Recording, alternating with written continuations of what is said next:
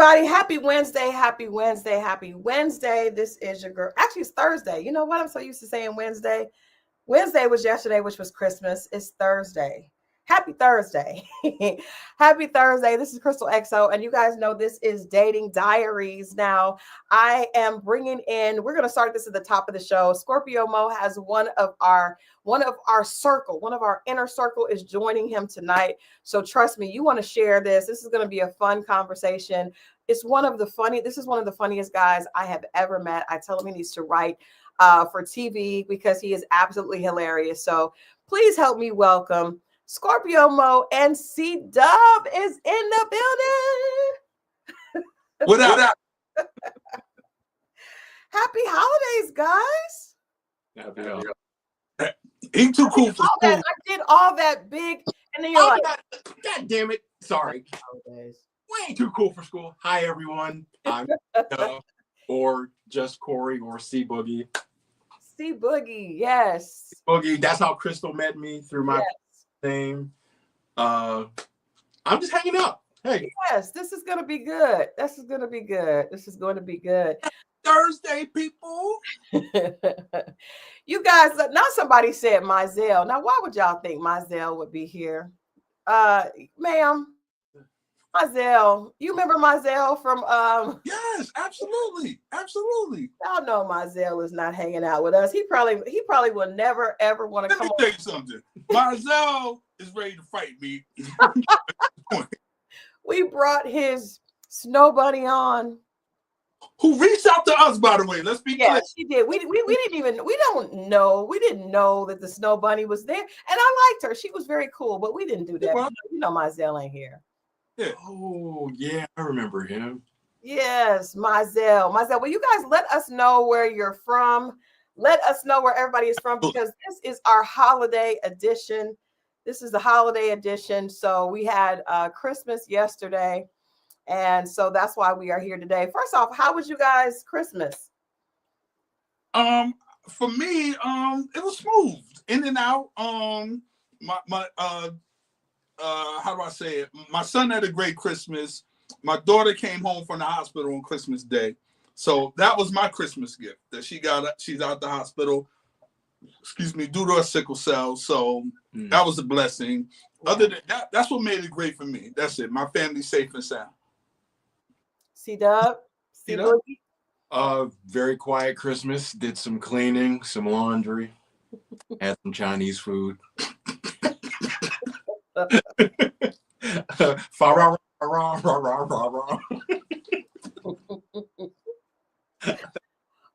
okay, all right. You know, Chinese, or there's nothing says Kwanzaa or a Negro Christmas like Chinese food. Kwanzaa. What? What? You know, I'm just saying we have to celebrate. Do you guys celebrate Kwanzaa? I do not. I celebrate Festivus. Happy Festivus. Festivus for the rest of us. Festivus for the rest of it. It's a Festivus miracle. Right. Well, you know what? The Kwanzaa thing was this. It was a little. It's complicated. I'm not gonna lie. It felt like a beach. Umoja.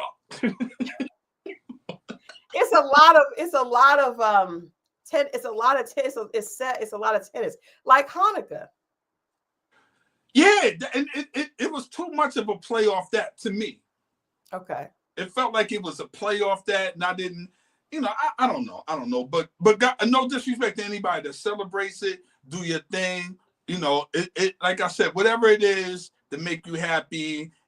But to me, most important than all of this is just really being around family, sharing gifts, showing each other that we appreciate each other and how we appreciate each other throughout the year.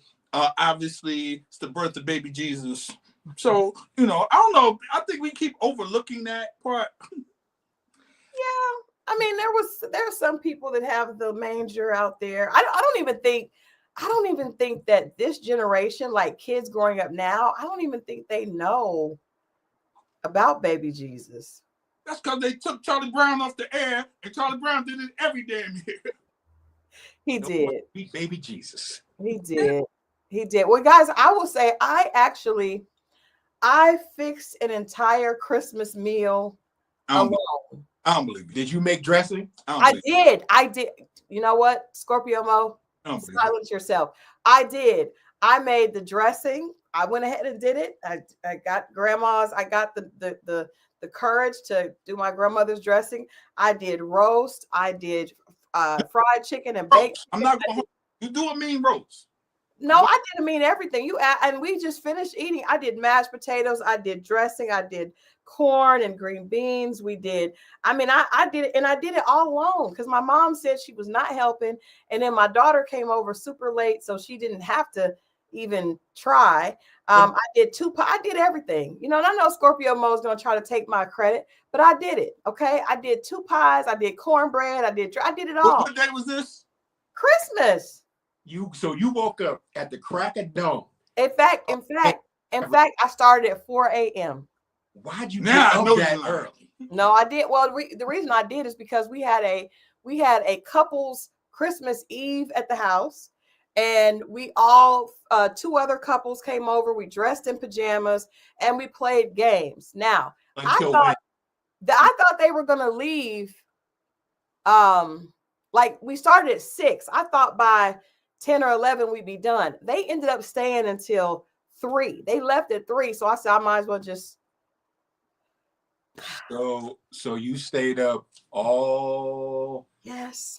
So you've been up for more than 24 hours. I was up for more than 24 hours, and then within those 24 hours, I cooked all of that, and then we didn't eat till like 4 though.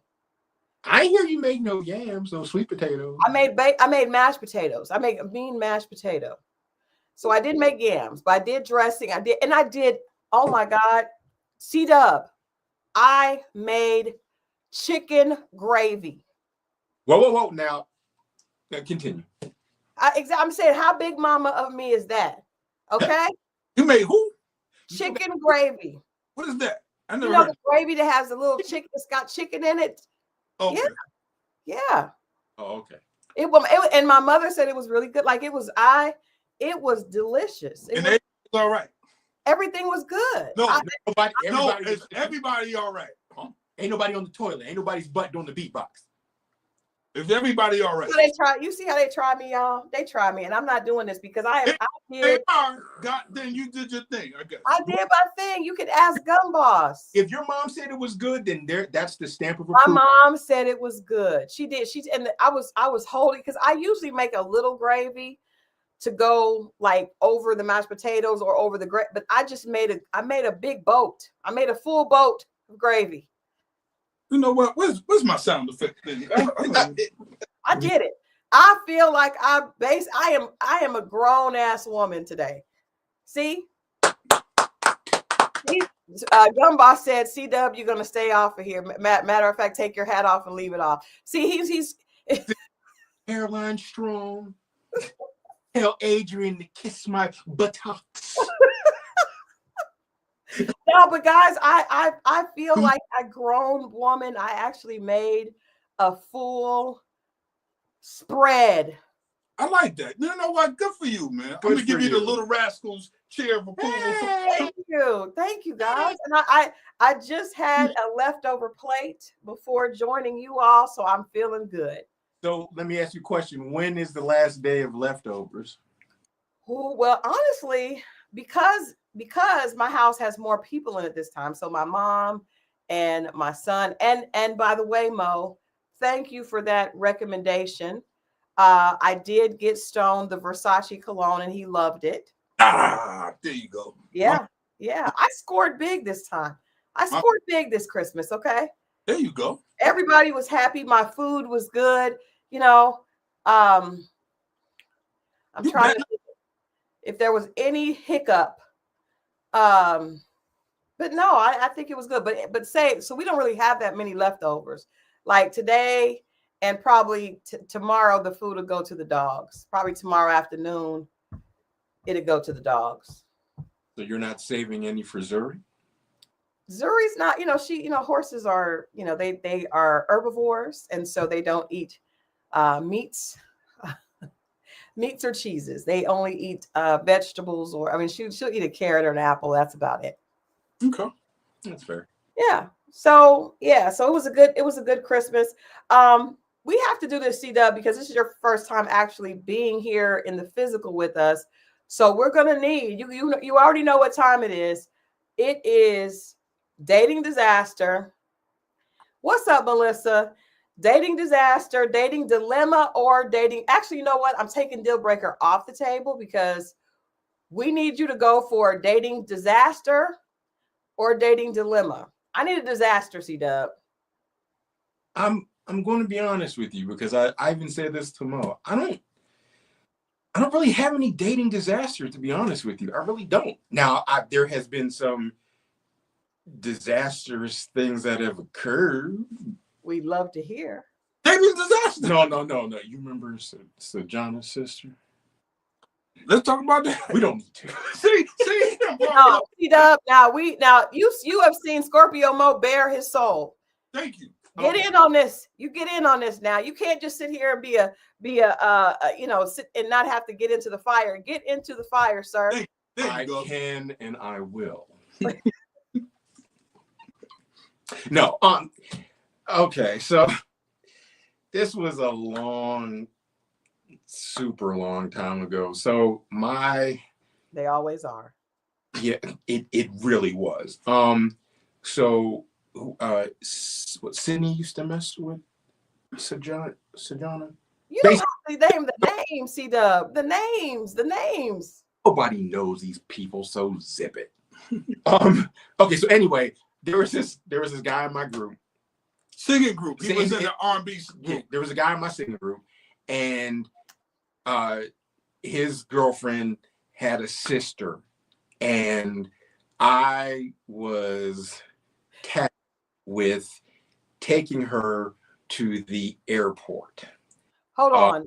Hey, you heard Sev says, was the name Sojourner? We need to know was someone's name Sojourner.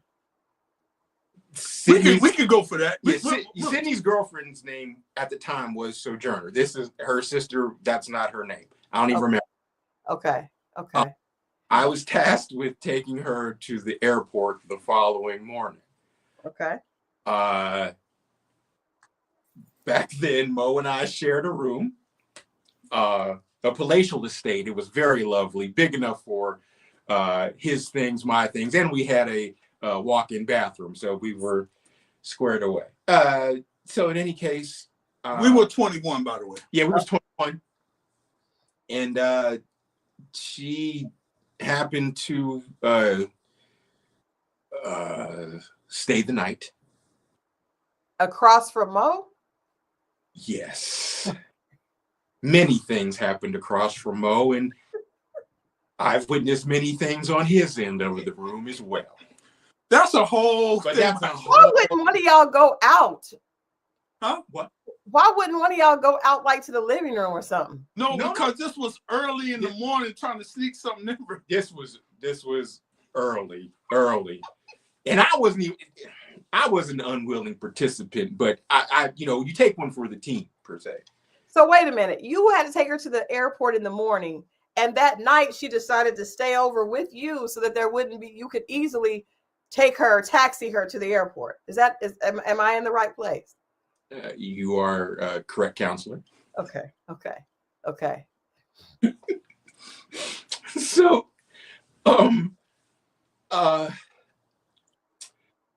night things happened. What happened? Night things. Can you be a bit more specific? Naked night things.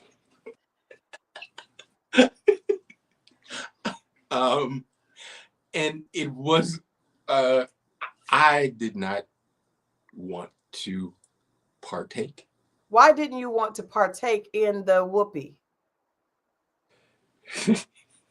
Because you're gonna have to help him, Scorpio. We're confused. Oh, dang it. She was not necessarily pleasing to my eye. What was the issue? Y'all can't do this. Okay. Melissa said the story is moving too slow. That's him. Okay, because I'm okay. Look, the issue was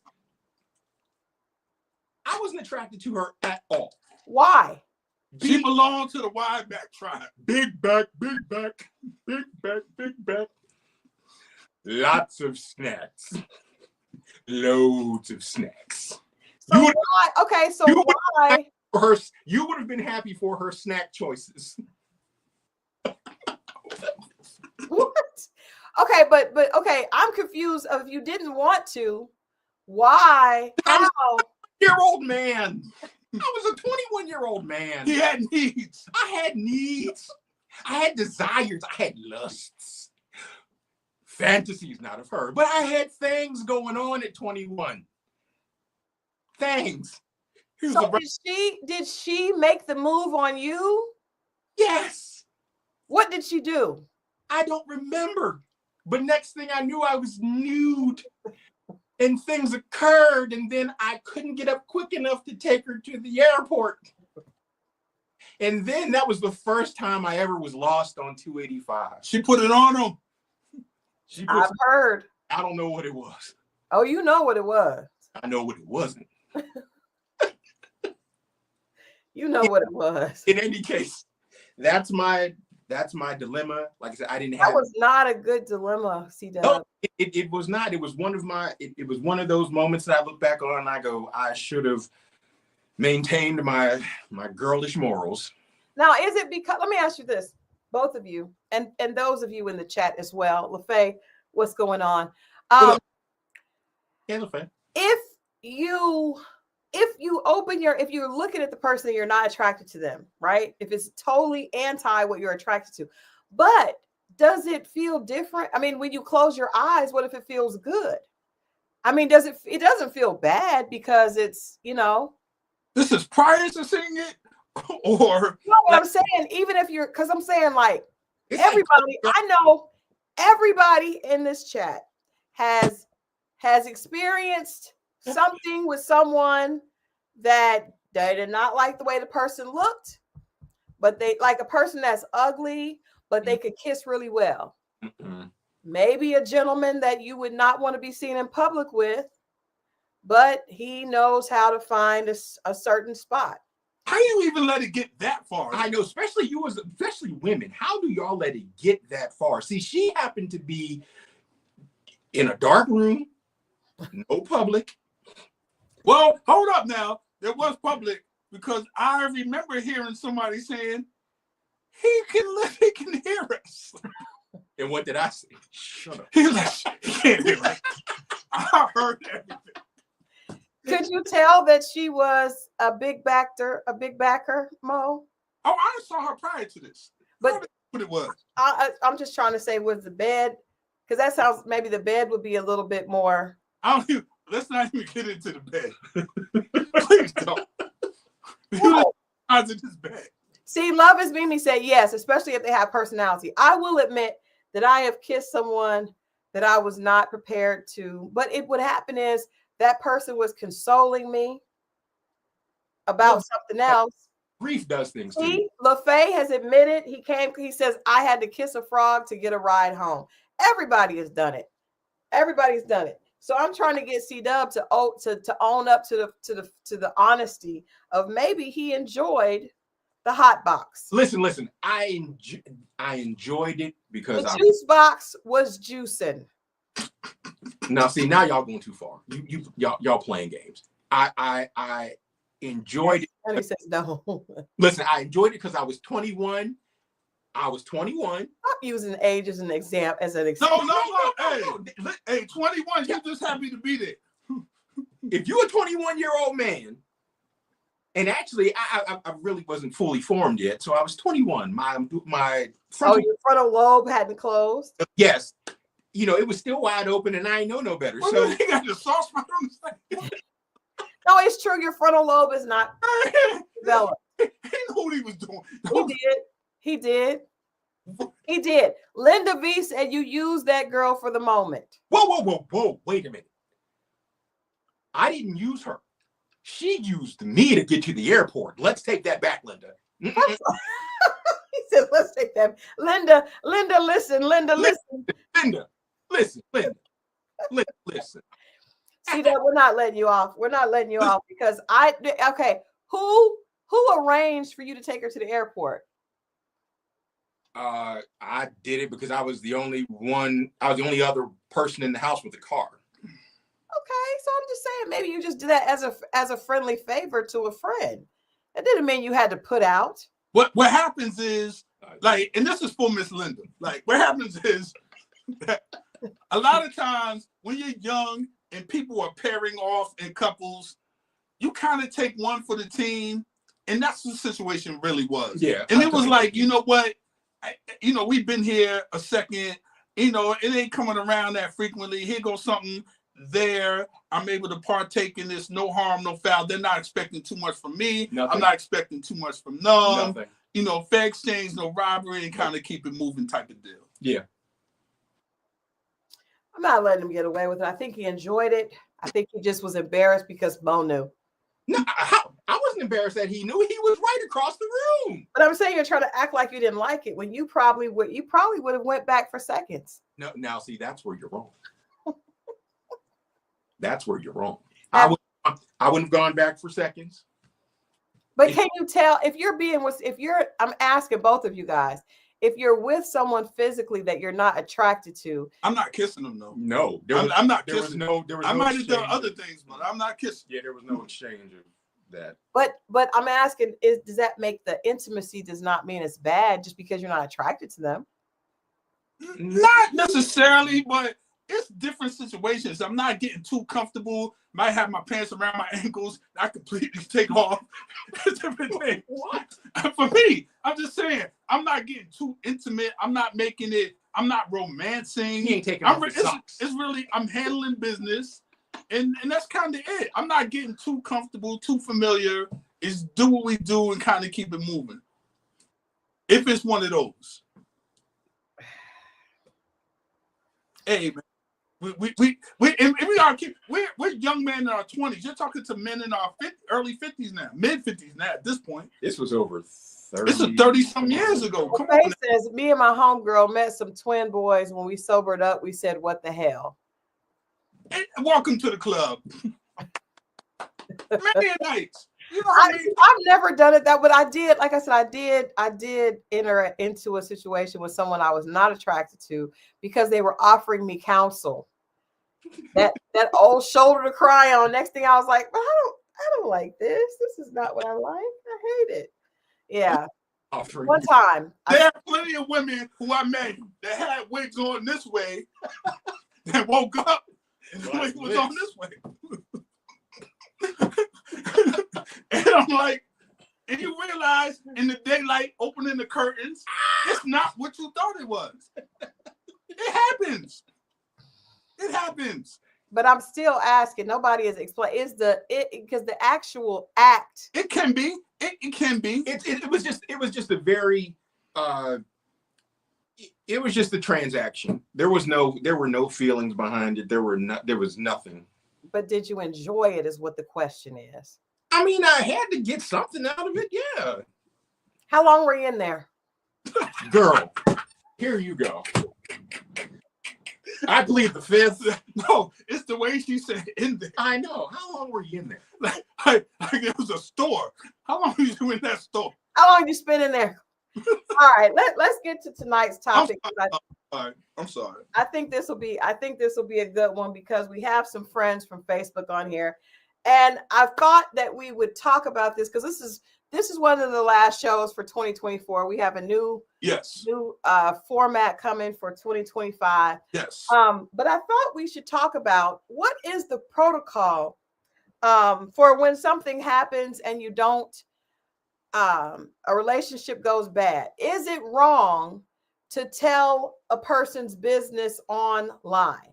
Now, I'm asking because on social media, there are several groups that I've mentioned on here before. When I tell you guys, they are extreme entertainment for me. I have sent Mo so many of these screenshots because it is women basically putting men out when they don't like the person. The thing about women is they will put the person's picture, name, and sometimes more personal information like where they work. That should be illegal. But we'll get into that. Go ahead, Christal. I'm sorry. Yeah. So I'm gonna read one, and then I want you guys to let me know what you think. Now I'm gonna read we're gonna talk about the difference between men and women, because men do it as well. I have one on here from a man. But then I also have, you know what? I have pictures of my dinner just in case. You do. Shut up, Mo. Was eating for the bones. Shut up, because I was sent it to Chanel, but I do want to show you guys really quickly. This was my chicken gravy. Look at that. Okay. Delicious, right? Looks delicious. I'm not mad.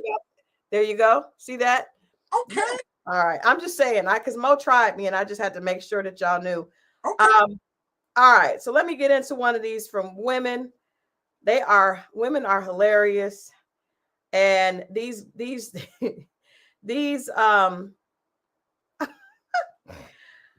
all right, there's one from a guy. Let me should we start with the guy or the woman? Who should we start with? Man, we can go to the guy. The guy is I don't know about that. But yeah, that's kind of No, men do it too. They just don't do it in the same way. So we'll look at the difference.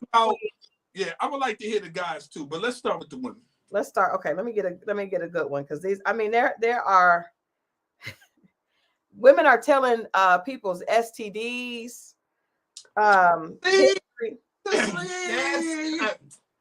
Before you continue, I just want to say hi to people I talk to normally in the chat.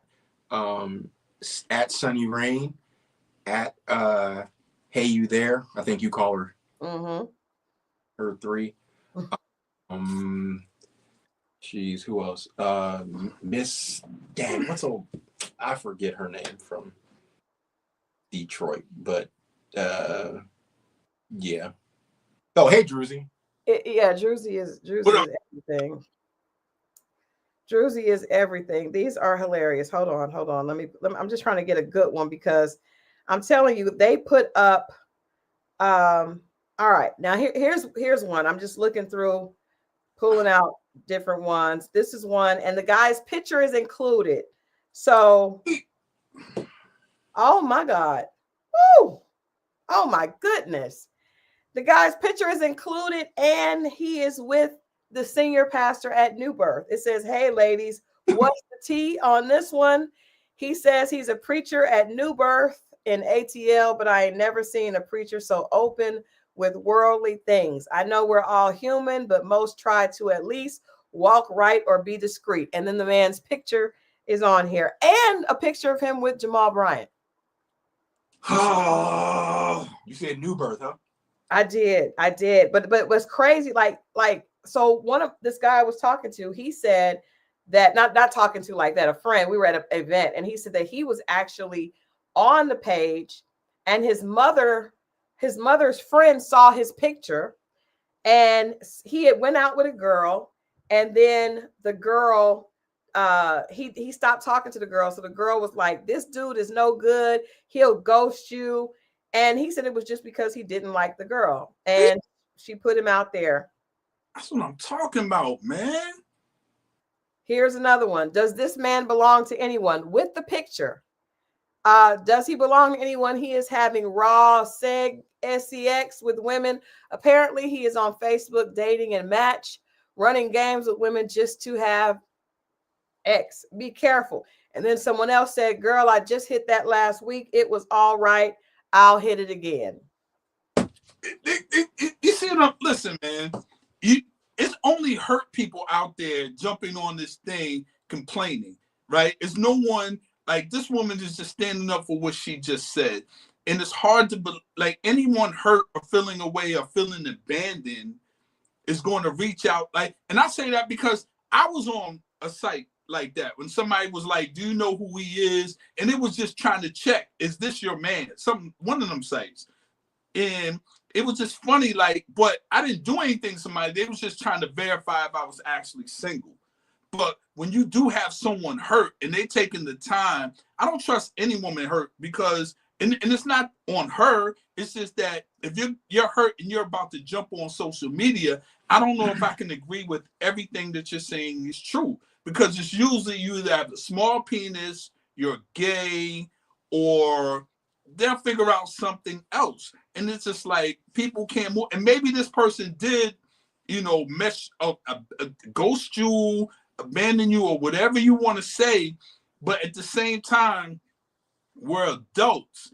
And if that person, it's not illegal to say, I don't want to mess with somebody. And maybe it is etiquette to tell them, look, I don't want to do this no more. And I totally get that. But to go against someone's character and not actually have proof, to me, is crazy. Now, if you're jumping on there with proof that this person has an STD or so on and so forth, that's a little different. But I've seen people's actual results posted on the page, like has it, or the person that they saying has it, because it's illegal to put somebody else's stuff on it.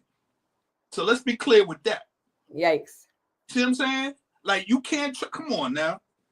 That should be, all this thing should be really be illegal to put people's business out there, and you definitely can't put medical records. But the only thing about that, I mean, I definitely agree to an extent. But I wonder, guys, like, it's also not fair for someone to be going around trying to make people sick. You know what I mean? Like, that's crazy, you know? That's true. That's true. I don't think you should be able to go around and make people sick. That's true. But then you turn that over to the law. Get off of social media. Because that is an assault. What do you think, C-Dub? This is okay. So Joda just asked, who is the dude with Mo? This is our good friend C-Dub. He is twiddling his thumbs. Yes, he is.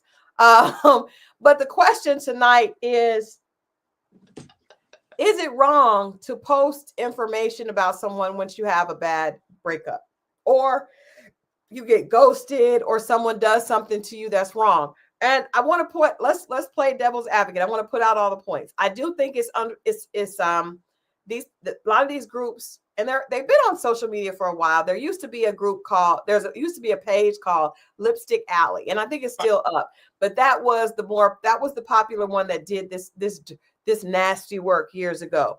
And so a lot of people, specifically guys that were very popular, if they were like in the entertainment industry and were known, about the country, you could look on here and it would have information about what they were doing. Like if they were playing multiple women, if they were lying about how much money they had, because a lot of men would try to make it seem like they were this big baller. And then somebody be like, you know what, warning ladies, he really don't have, he don't have what he says he has.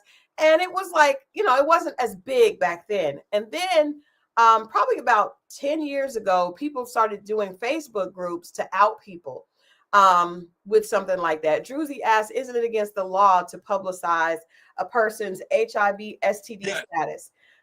I believe it is, but this is the problem. There are a lot of people that are, infecting people on purpose. No, that's scary. They totally are. But you leave that to the authorities. You don't run to social media. You see what I'm saying? You run to social media, then I got to start questioning at that point, and as far as the situations where if we're hurt, or listen, it gets hurt both ways. But if I start posting posts about this person's vagina is smelly, this person did that, y'all find a way to shut that page down. You see what I'm saying? Like, we could, like, if we really doing that, we could go tit for tat, and I promise you it's going to be more nasty on the other end. I mean, we can sit up there and make up stuff, or we can keep it real. And my thing is, until you have proof, or, could stuff be morally wrong? Yeah. But why are you going to social media? I mean, social media with it. I mean, call a law, handle your business. Then once you get everything through the law, if you want to post it up, because now it's public record, then post it.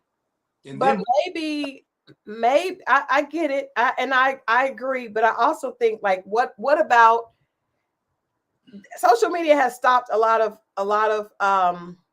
people from being able to run game like they were able to before. Get better game. I don't know. C-Dub, where do you weigh in on this? No, as I said, I mean, I think it's Nah. Okay.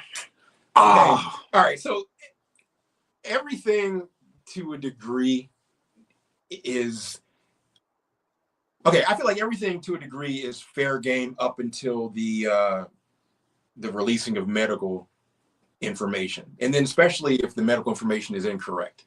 If you said somebody has this and they don't, don't get me wrong. In a perfect world, saying something about your ex-partner and vice versa, is it wrong from a moral standpoint? Sure. But it gets to a point that it gets to be wrong legally. And then when does it stop? Who's going to be the bigger person to just stop doing it? Because if I say something, then I can go lower, and then that person can go lower, and then it just doesn't stop. And it's just a big circle of back and forth. And then, let's say somebody you want to date new gets a hold of that information, and they're looking at you crazy. And then it's just a big old game of tit for tat, and it doesn't make any sense or help anybody. where's the due process? Where's the hearing the other side? There's two sides to a story, maybe even three. That's the part that I'm having a problem with. I can get up there and say, don't date this woman. She's a serial dinner dater. All she wants to do is go out there and say, you see what I'm saying? Men don't get that petty. Yeah. Okay, let me read this one from a guy. Let's do that. Let's even it out, because I ain't gonna lie, the women are coming with it, because the women post the pictures and everything. But this is from a guy. Okay. Met a lovely woman. There's no picture. Met a lovely woman and exchanged numbers. We talked a few times and seemed to vibe. While we were planning a date, she mentioned she expects the guy to pay. She went on about how she has her own money. I told her I got it. She went on a little bit more about how some guys ask her to go Dutch and how she has her own money. I called the next day to confirm the plans, and the conversation was quickly taken over by how men should always pay. I don't do Dutch. I have my own money topics. I couldn't imagine sitting across the table and hearing this for over an hour. I canceled the date and tried to explain to her these topics should not dominate the conversation. Be careful who you give your time to, because it's way more valuable than money. Where's the problem? There's no picture. There's no, that's the problem. You can tell your story. We tell stories all the time. Yeah. This and stuff is what I have a problem with. Not Gun Boss saying, remember, it's against the law to go through a partner's phone. It falls in the wiretap law. Part two. Thanks. Good looking bum. He's absolutely right. Federally. No. LaFay Jackson said, I worked in the hospital and the patient had HIV and his wife didn't know. See, that's what I'm talking. Like, that's, to me, somebody should tell, because the HIPAA laws are not fair. Oh my God. And kissed her and his 7-year-old son. See, that I think somebody should have put him out. I think somebody should have told me about this girl's smelly vagina one time, but nobody told me.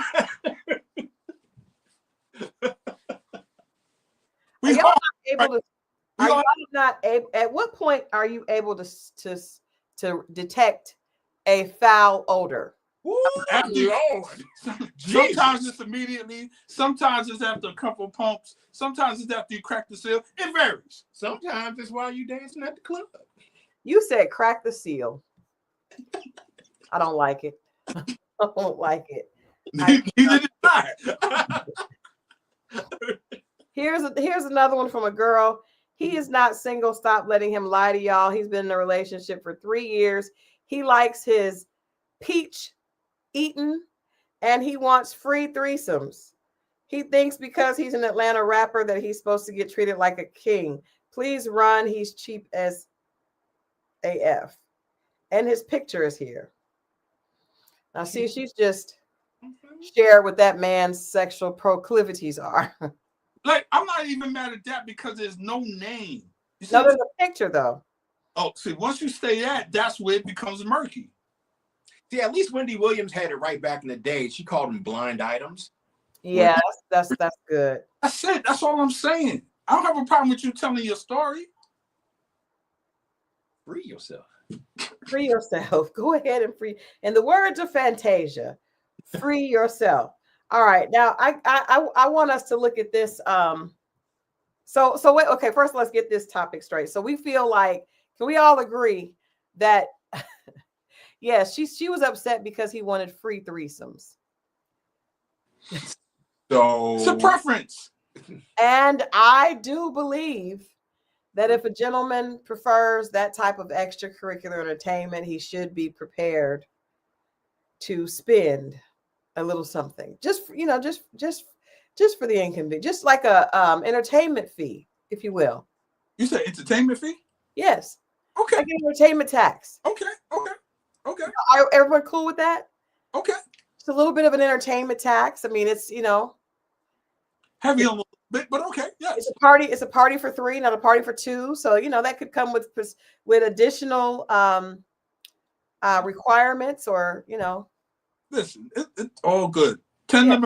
Yeah, listen, I got you. We good. So we agree that people should not post pictures or put Actual government names. actual government names. Correct. Now, Tell your story. tell your story. But I do think that the women are doing it. And as a woman, I gotta say, I kind of like the fact that it's cutting down on what men are able to get away with. And that's what it is. It's I've often told you, I think that men have more hours in a day than women do. I believe that, seriously. I know it sounds, people think I'm playing, but I'm serious. What? No, because a man can go to work and come home and be with you all the time and still be cheating. And women, it's like, when did he have the time? He's like, I was talking to one of my friends and I said, are you sure your guy has always been faithful? And she said, yes. And I said, how do you know? And she said, because he always came home at night and he always was able to get it up. And I was like, don't you know they have more time in the day than we do? Like, they can find a way. I've seen it. Let me just say this. Every day I went to work, I didn't really go to work. Exactly. Thank you. But that's not more time in the day. That's me. It's in the day. everybody got the same 24 4 hours. No, I really feel that I men think more have an additional couple of hours. Women are more crafty. Women are more sneaky, and they have. I will say this: women have it more thought out than men. Well, that's because we have 24 hours only. You all have these extra out, these hidden out. I'm telling you. No, so many men I know that it's like they can be accounted for, and they probably just have friends that lie. You know, a lot of times, and let me not say too much, but a lot of times when women go ahead and share, Scorpio Mo. You don't live like this anymore, so you can share about the past, right? Yeah, but I don't want to get other brothers who are on the legit side of things and women assuming. But I will say this. That ain't your problem. A lot of times in the cheating culture, that what happens is, oh, you're telling me you're going to, let's say, your girl's brunch. I'm not doing stuff on my time. I'm doing stuff on your time. You see what I'm saying? I hate you people. Let's be so just be clear. It's not my time. You're looking at peeking out the window to see when I'm gone. I used to tell you the thing. I was like, close the perimeter. Man, I used to tell you that. I used to move. Used to, ladies. Yeah. Used to move. But that's the thing. Like, you're so share with our family. But my thing is this. My thing is this. If you're really into that culture, you're not doing it on your time. You're doing it on her time. So that's what says men just need a willing participant, and all it takes is 2 pumps and a wiggle. It's possible. Well, that's probably, it's possible. It's possible. I mean, if you're getting the bare minimum. It's possible. But it's never on my time. It's always on your time. That's cool. Oh. But I'm just saying, so that's why be objective. That's why women have to create these groups, because we have to know, like, because you can be, wait a minute, you can be a woman really doing the right thing, right?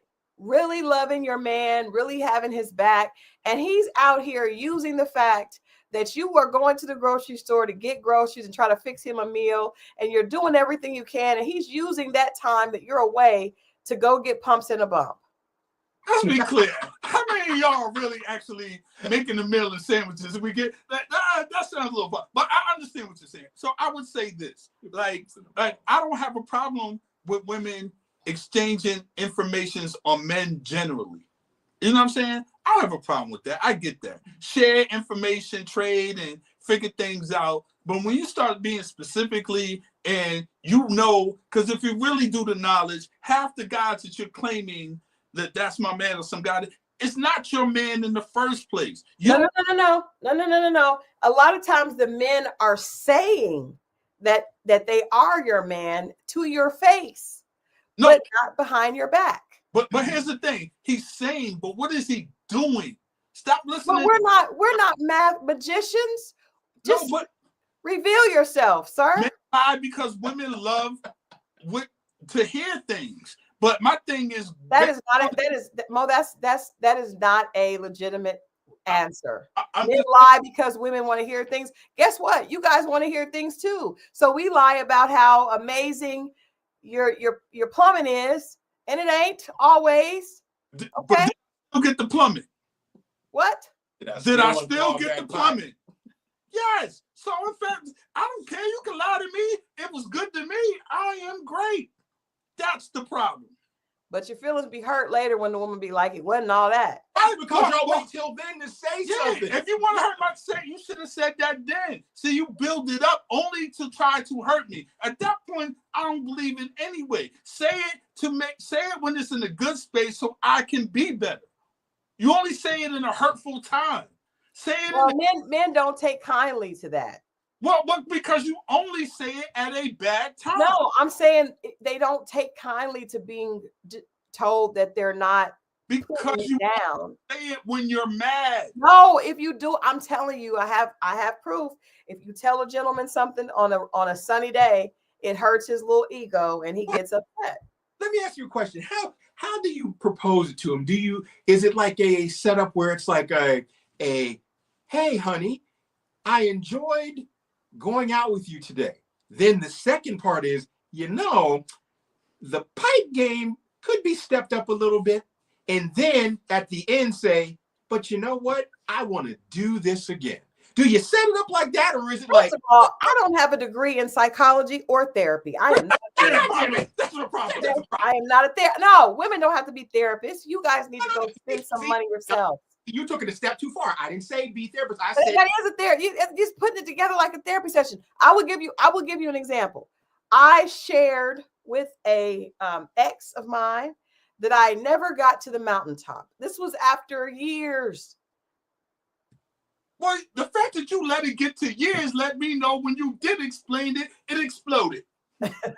Now this was not my ex-husband. I don't want anybody pointing. This was my first love and my very first situation. My very first canoe trip.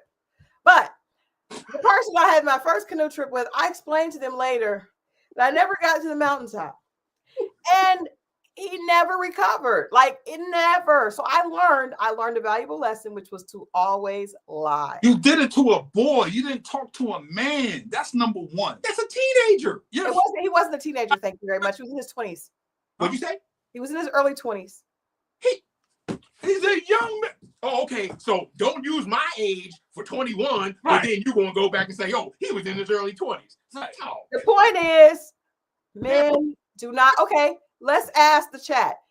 Have any of you told a man that you did not like his pipe game and had a positive result? I would love to hear that.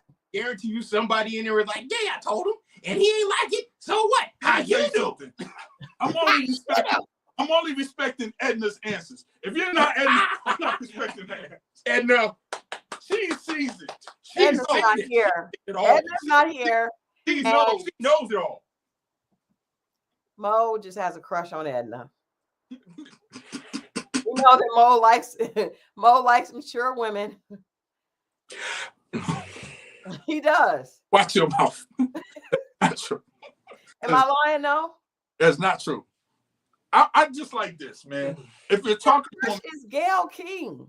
By the time the women do say it, they're angry, they're disgruntled employees, or whatever it is. And my thing is, there's a way Because if you want understanding, you want a man to achieve a certain thing. There's a way you talk to anyone, not just a man. If I want something, not get a divorce. If I want not get a divorce. If I want, Edna is here, Mo. If I want happy fellatio from a woman, there's a way that I need to talk to her in the beginning to help her out, and we meet in this common place. But me to talk down to her will not help the situation. It's a journey. Thank It's a trip. You have to both want the same result. So if that's the case, why don't you both take that trip and find out how to get there together? Yeah. All right, you guys have so much information. So how do you share with us if you've ever told a woman that you did not like her, you know, Ow, you got teeth. About who? About what? You're stupid. What'd you say? You're stupid. How do you tell a woman that you're not happy with her performance on that area? Her performance, yes. Okay. You know what? Number one, this is what I honestly learned. Whatever you do, you do not do that at the scene of the crime.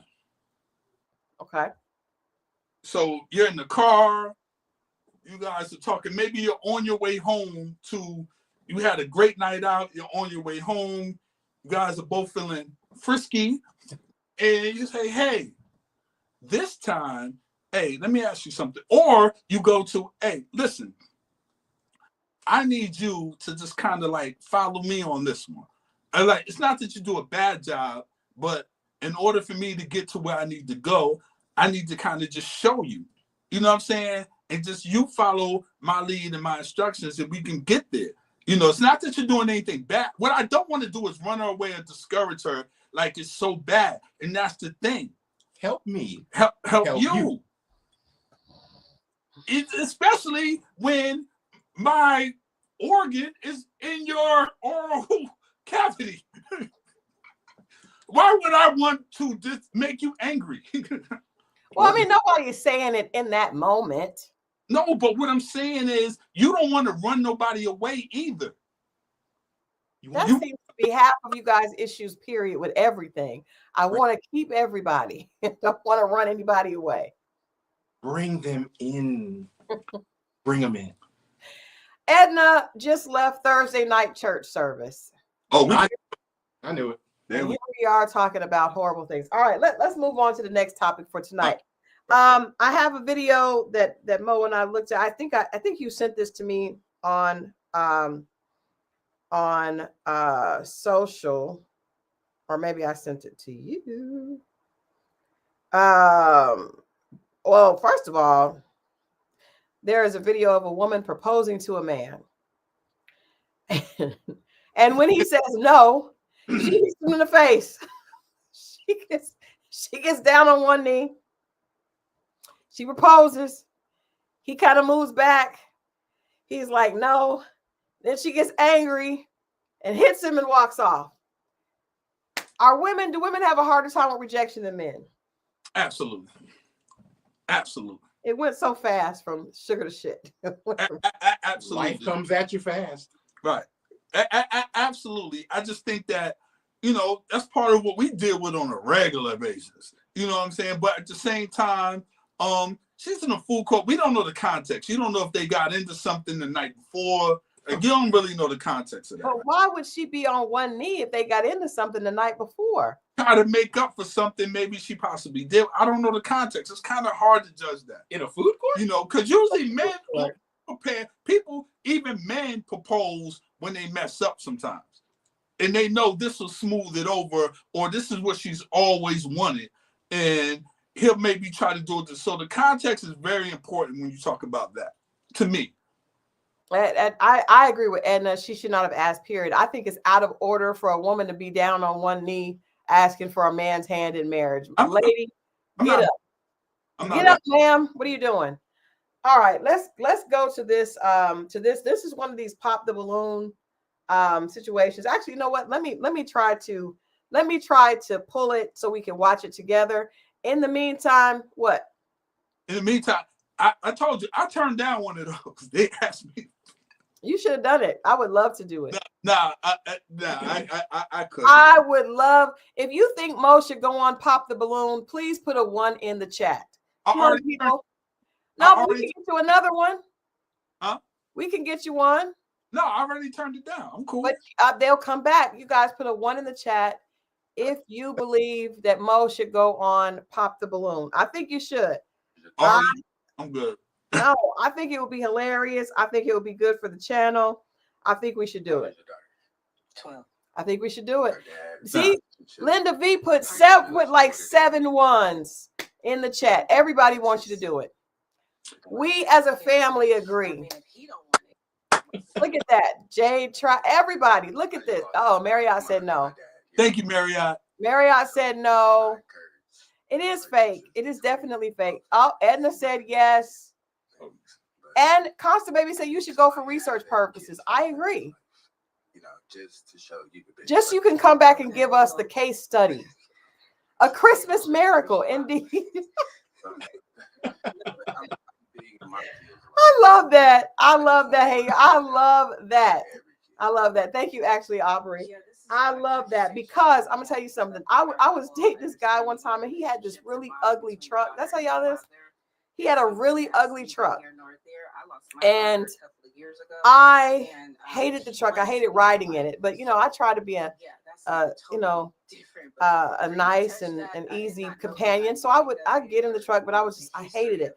So right before Christmas, he wrecked the truck, and it was totaled.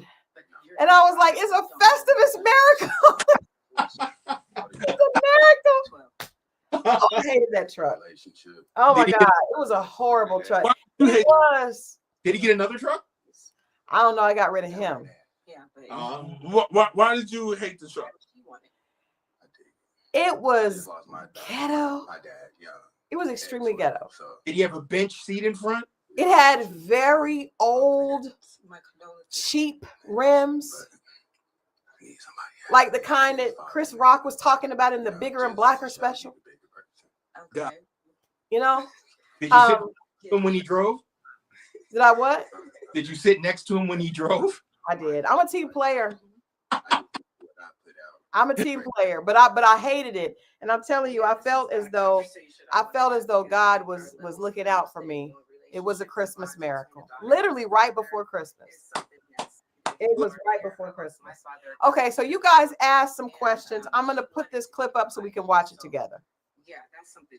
You know what I really want to know? How's everybody Christmas been? Did you get what you wanted? I'm just curious. Yesterday was the 25th, obviously. Did you celebrate Christmas? Did you have to work? Were you around friends and family? Put that in the chat. I'm just curious. Were there any proposals? Were there any announcements? And more importantly than that, what is your outlook for 2025? This year has been a roller coaster year, as we all know, on a grand scale, on a personal scale for a lot of people. But going into 2025, you're going in a better person. You want the year to maintain what everything did back in 2024. You're looking for the new year. Me personally, at this time, once it gets Thanksgiving, I'm just wanting the year to hurry up and get past and start anew. I'm just one of those people. I just want the year to hurry up and go and get to the new year. I like starting fresh. I like new beginnings. I like cleansing. I like the phoenix rising, starting over and starting new. So tell us if you have any New Year's resolutions. How are you feeling about the new year? But I will say this: everyone should be coming in, whether you feel it or not, but try to come in with a positive attitude. You know what I mean? To start off the year, we want positivity. Coming in upbeat. More importantly, hopefully you guys are coming in with a prayer. You know what I mean? I'm not really one to go out on New Year's Eve. If I am, I want to be around family and friends. Me, Christal, her husband, a couple of close friends, we hung out last year, and I really just took my behind home after that. I just like to be around peace and comfort and bring in the new year on a positive note and good energy. Family and friends are very important. So I hope you guys are willing to do the same thing too and put in whatever it is that you guys want to do for the new year or your energy, and what are you feeling like going to this 2025? What you think, Christal? She's still working on her thing. But how you feel, C-Dub? What you trying to, how you feeling about the new year, 2025? I think it'll be positive. I'm not all about the New Year's resolution stuff. Right. I just feel like if you want to change your life or change something in it, just make those steps to go ahead and do it. The whole new year, new me. No, it's new year, same you. You just have to, find something that you want to change about yourself, or not even change, but if you want to be better, basically just notify basically account for your weaknesses, try to make them your strengths. Right. Like I said, do things better, go where you want to go, do what you want to do, change jobs. So is there anything you eat? Do you do the black eyed peas, collard greens thing? No. You don't do that? I don't believe it. I never heard of that until I got here in the South. I agree with you. I've never seen that either. I don't believe in that collard greens, black eyed peas stuff. No. It's just give me something to eat. I want people, if you believe in it and honestly, you can manifest. I mean, if it makes you a better person, so be it. I'm not gonna knock you for it. Yeah. I'm not gonna knock you for it. Go for it. So be it. But at the end of the day, man, you determine who you are. I try to get ahead of whatever my New Year's resolution is. I try to get ahead of it and do it early, so I'm already in full swing, opposed to waiting to January 1st to start doing it. Whether it's the gym or whatever, you can start now. You could start in November, right after Thanksgiving, or whatever it is. It's like, you don't put up your Christmas tree the night of Christmas. You know what I'm saying? Yeah. The morning of, you put it in there early to set a precedent and to start early. So the same thing to me with New Year's resolutions, whatever it is I plan on doing for the new year, because none of us are perfect, so we can all evolve and get better.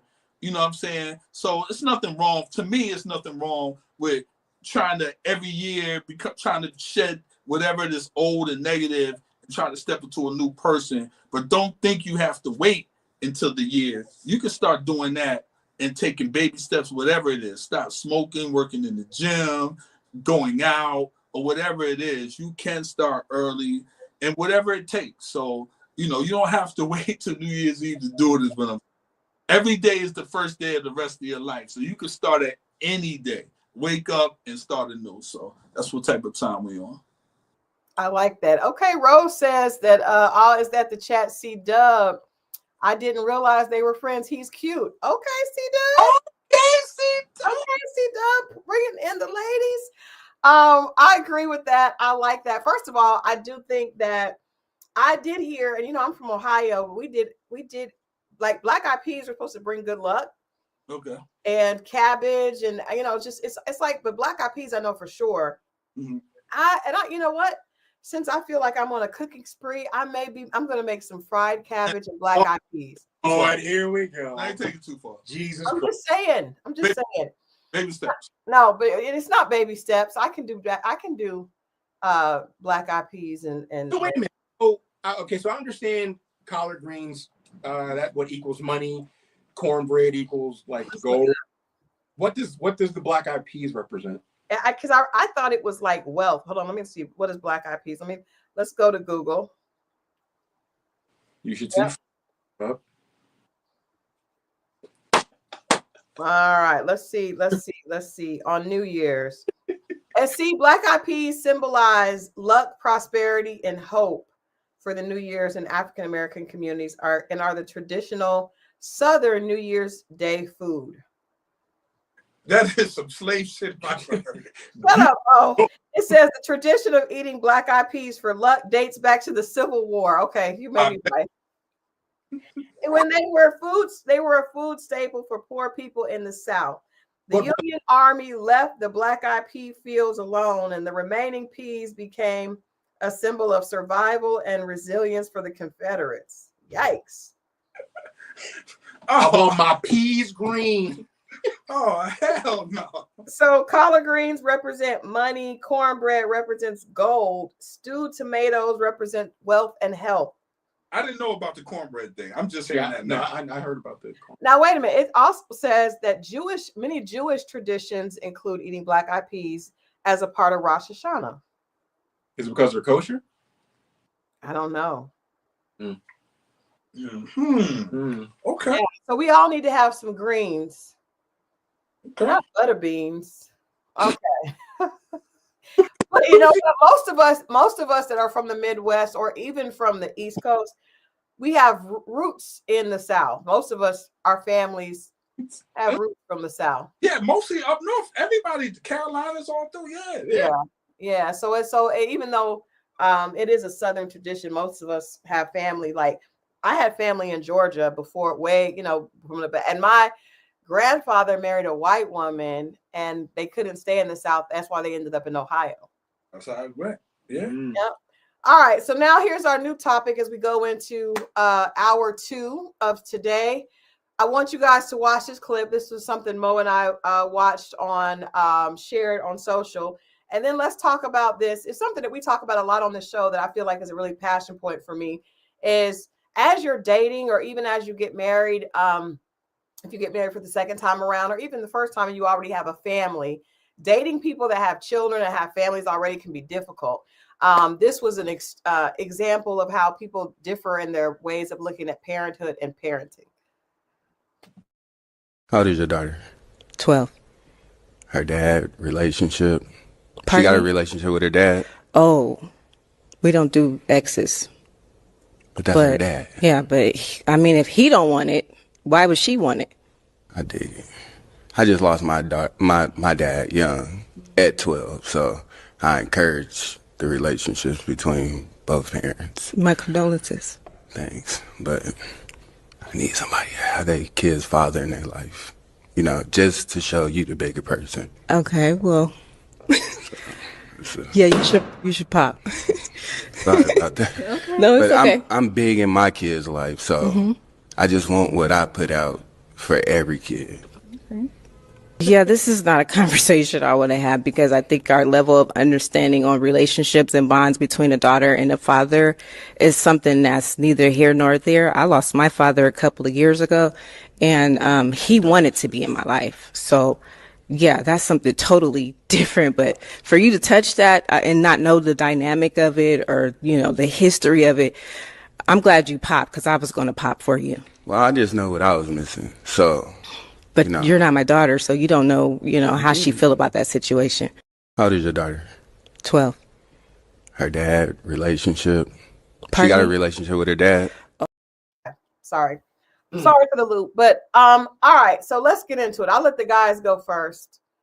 I would say this. There's a lot of times men are judged without hearing the context of the relationship, right? And if I've heard situations, if you don't have a good relationship with your mother, I can't be with a guy that doesn't have a good, but you don't know the context of that. We get judged on a lot of things that women or people don't know the context of, right? So now it's vice versa.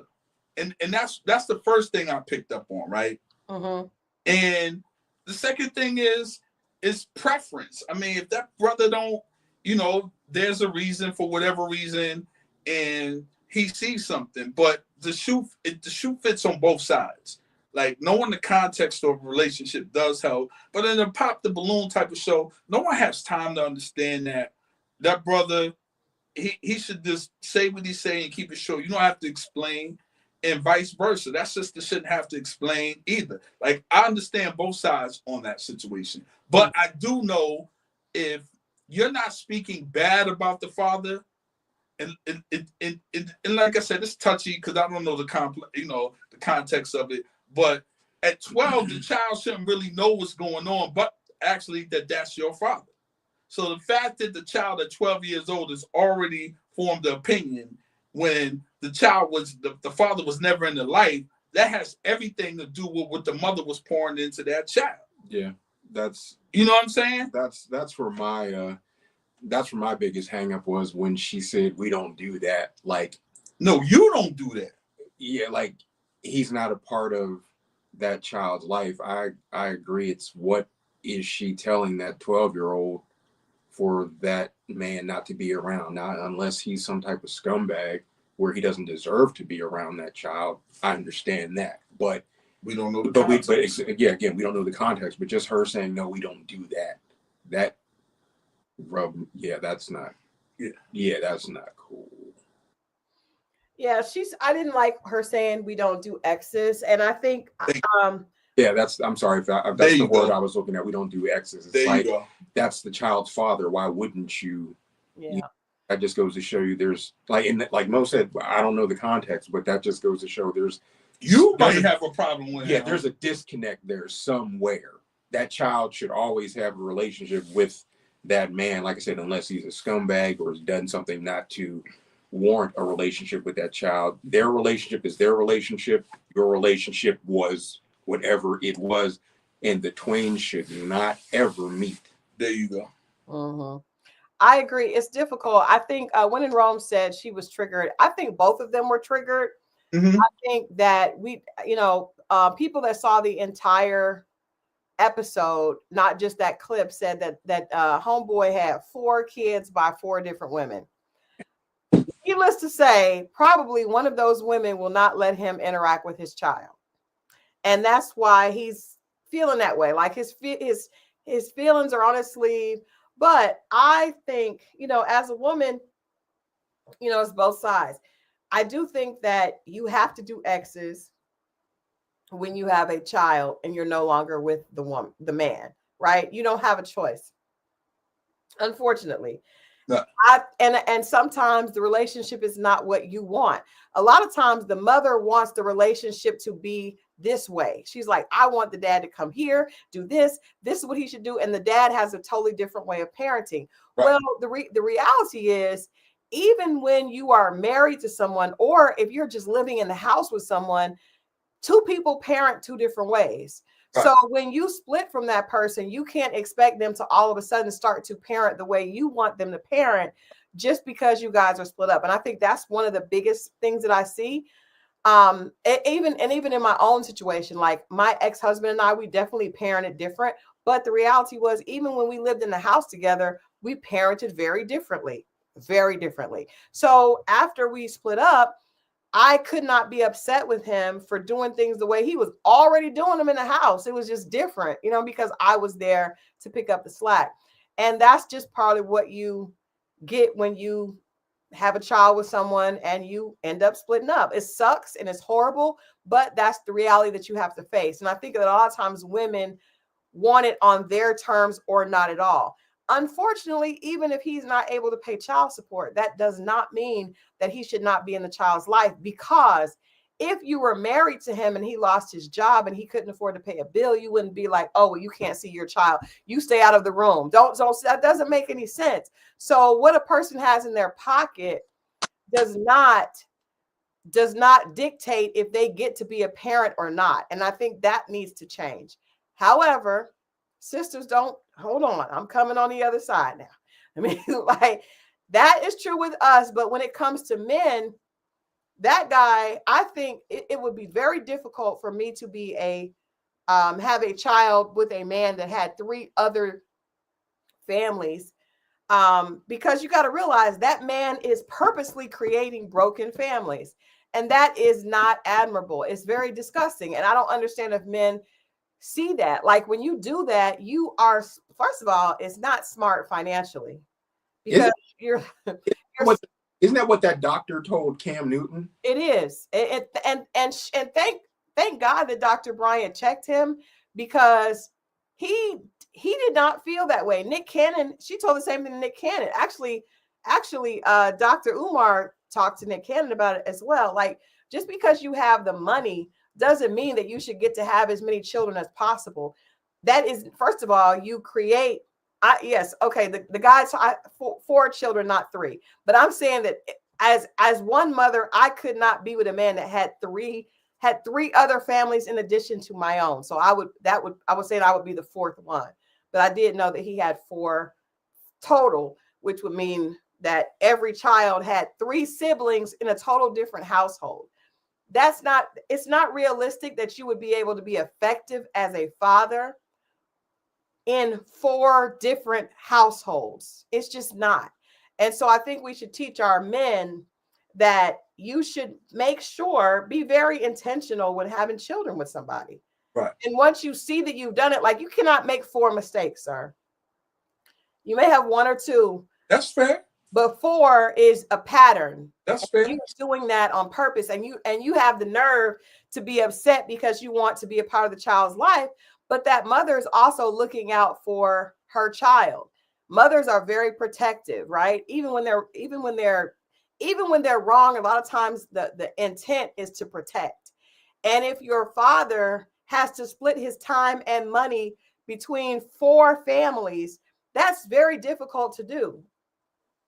Very difficult to do. I do think that you can make 1 mistake. Hey, you can make 1 mistake, but that man has a pattern and he doesn't find anything wrong with it. And I think we have to address both sides.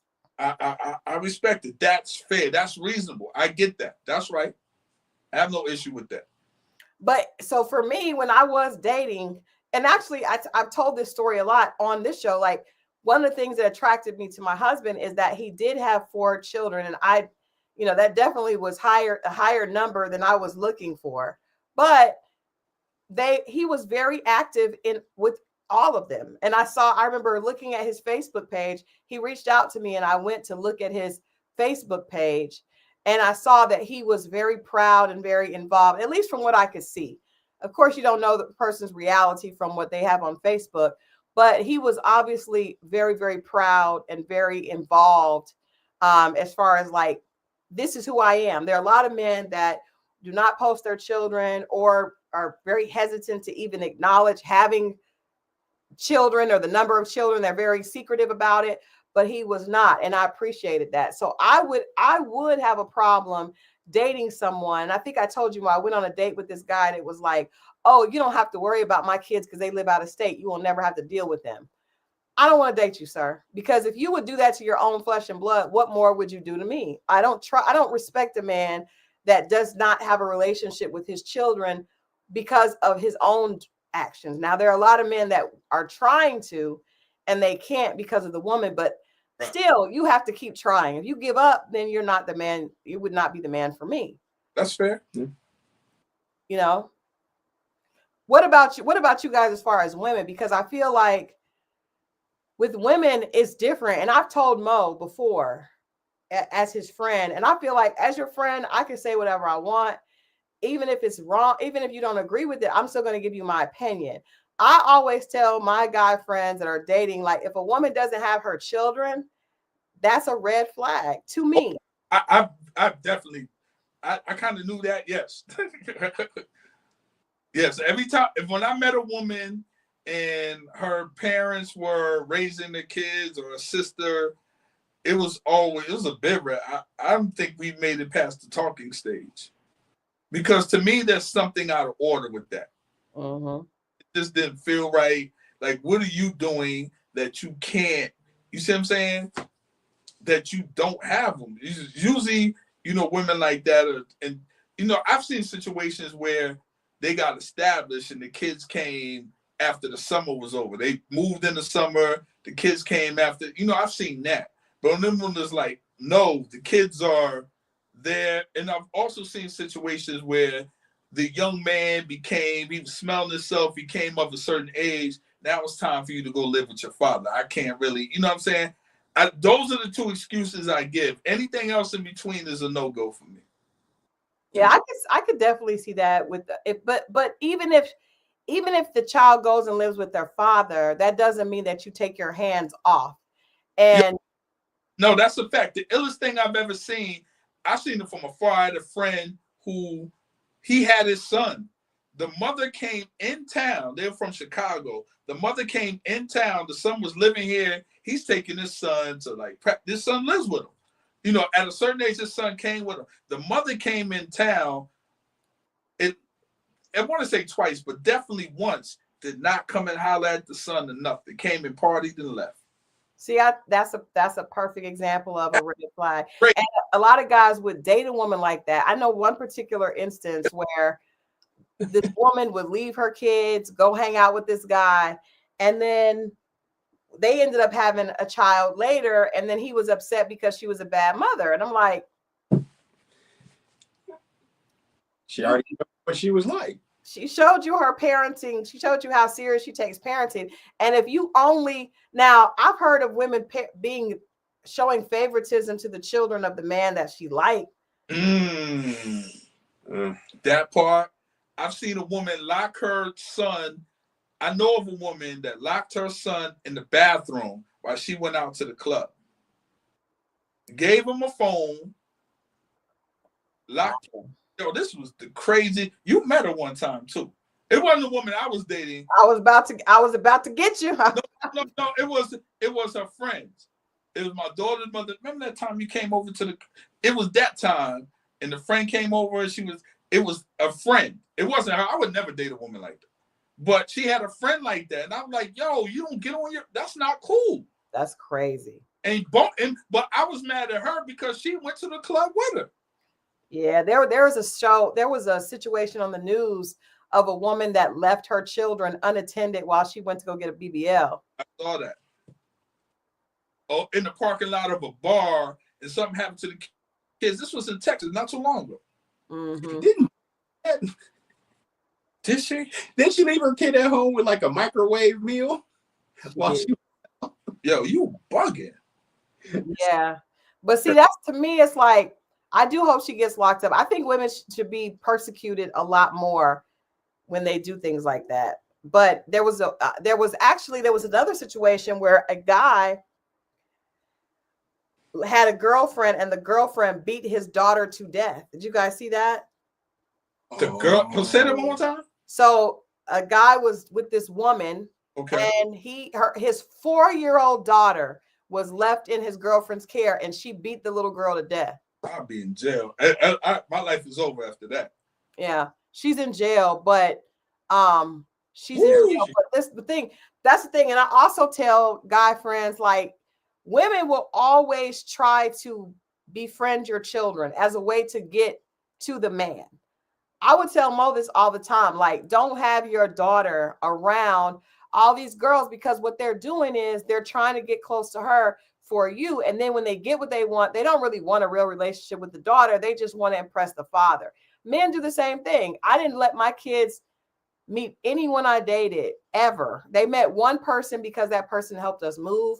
But other than that, it was just, Adrian, because I just didn't.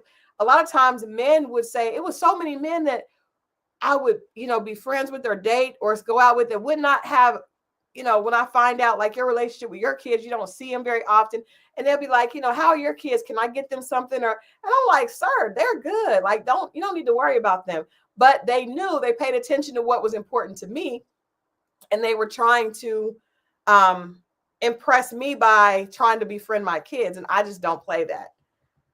My kids wouldn't have been cool with it anyway, because my son was very flexible when it came to that. He was not trying to deal with it. But I just think that you have to be careful who you have in your children's audience, men and women.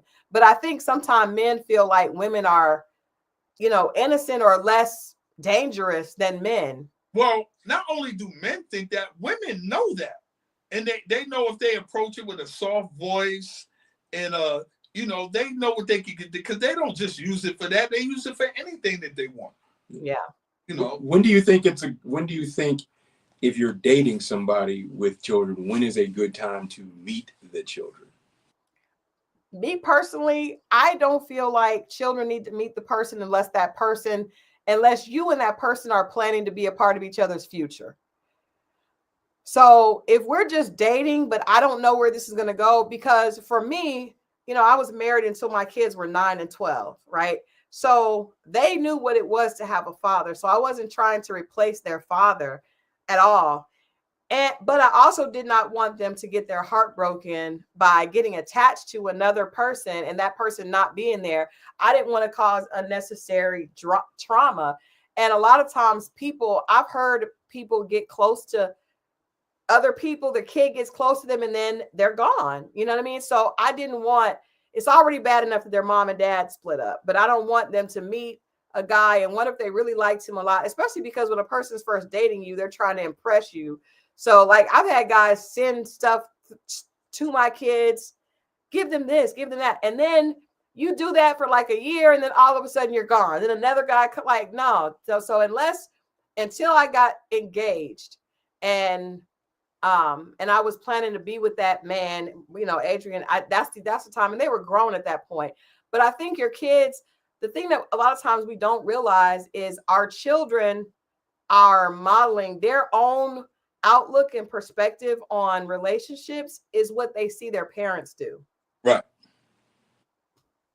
That's fair. What do you guys think? So how does it feel like as a man? Because it's different, because most of the time women have their children. So, now, C-Dub, I don't know about you because you've been married for so long, so you didn't have any crazy stories, but Mo would always have girls that wanted him to come over and would hide him from the kids, or did not have a problem, you know, trying to call him over for a booty call, the kids knocking on the door, knowing there's somebody in there. Like, that is crazy to me. And it always made me think less of those young women. I'm just saying. I felt guilty. They had needs too. I felt guilty afterwards. He had clarity after the fact. Unfortunately. But, you know, but it's tough because, like, if you say, yo, I'm going to get my daughter, right? Like, I was never the guy that was good with girl hair. Yeah. You know, some dudes they naturals at it, and I was the worst. So I don't think any of them are natural. I think they figure it out. So it wasn't my thing. You know what I'm saying? I would try, but they come in, push me to the side, and do whatever they do, and put you know what I'm saying? And I appreciate it. I'm trying to figure it out. Some women got their mamas. I don't have a mama. I'm sitting up here dolo trying to figure it out. So if it wasn't women for like you and other women who are, you know, some women that were in and out, but some women that like for you or who are strictly my friends and it's platonic, help me. You know what I'm saying? Like, and I really appreciate that because I don't know.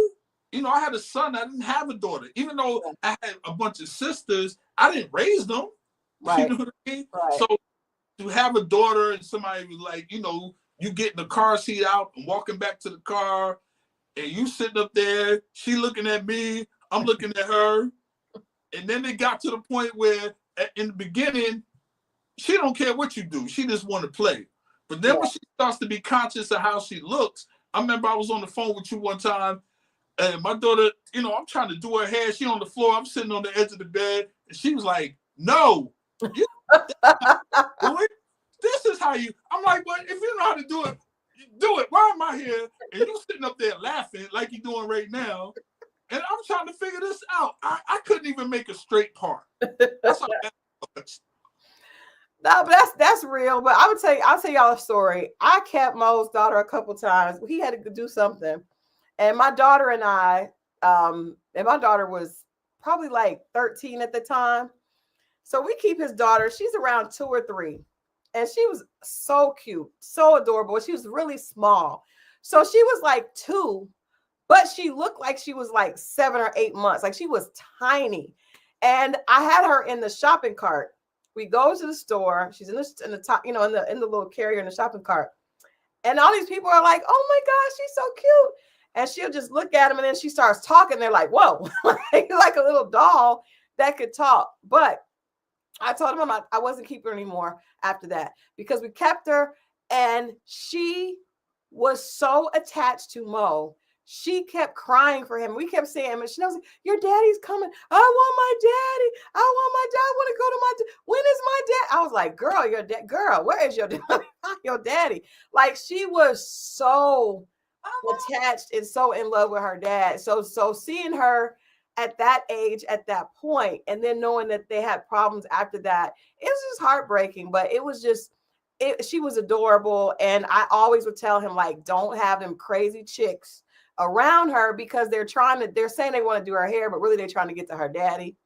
Just, you know, let me do her hair. Let Chanel, you know, somebody that is just a friend, you know, one of our other friends in our little musical group. But that is just typical dad and daughter. My ex could not do my daughter's hair. My daughter was a daddy's girl as well. She wanted to go, if he went to the gas station, she wanted to go with him. She was just, I'd be like, get out and go with your daddy. And don't, I just, it was so much, you know, but that is the beauty of it. And that's why I think it's so important. We have these conversations a lot on here, but I think it's important for women to allow their daughters to have that, because that is their first protector. That's their first example of a relationship with a man. And usually women that have love from their fathers are a lot better in relationships. I remember I was telling Corey, I don't know if you remember this, but I was talking to you because I would talk to you a lot about when I was going through my divorce. And you were like, at the time that I went through my divorce, my daughter was 12. You're like, that's the worst possible time. You're like, that's like a Molotov cocktail, you know, waiting to happen, because, you know, my ex left when she was going through puberty, you know, and it was very difficult for her. So I just think it's really, really important. And I think when you're dating someone, as opposed to trying to get to their kids and ingratiate yourself in their life, get to know that person. If you're loving them right and they're loving you right, it's going to be easier with the children. You know what I mean? That's not going to be difficult. The problem is when you're trying to make it get in too quick and trying to find shortcuts. And that's what a lot of women try to do, men too. But a lot of us are not willing to trust the process, and we try to force it by love bombing the kids or love bombing the friends. I've been love bombed by Mo's girls. Girl, I don't want to hang out with you. Okay. I'm his friend, not your friend. I could be your friend, but let it happen naturally. Don't try to sweet. I mean, you know, so that part. C-Dub, what do you think about like dating women? Have you ever dated someone that wanted you to meet their child too quickly and you weren't comfortable with it? No, because my rule was, my own personal rule was not to deal with anybody with kids. Okay. That was just that, because I knew I never wanted to be in that situation where I had to deal with another man coming around saying, you know, how you treat my daughter or this, that, and the third. It's like, I always thought that was an extra nuisance. I mean, I have nothing against it. Like I said, that just was never my deal at all. Other things, but not that. What about you, Mo? I know you had people trying to introduce you to their kids. I'm trying to think. A lot of it was circumstance. I had a woman whose car broke down and needed my assistance, and the kids were in the car. It's like, what do I do? You know, and I met, you know, I assisted her, and they all piled in my car, left the car at the shop, and that was my introduction. I don't think it would have happened any sooner than that, you know, but it did, and it kind of sped things along, you know, and I got cool with the kids, you know, I got cool to the kids where they formed an opinion on our relationship, and it was actually in my favor, which was. Did you try to charm the kids? Nah, I just was me. You know, I was broke at the time, so I ain't really had much to offer them but conversation. You know, but in that conversation, all my stories happen to be when I was broke, by the way.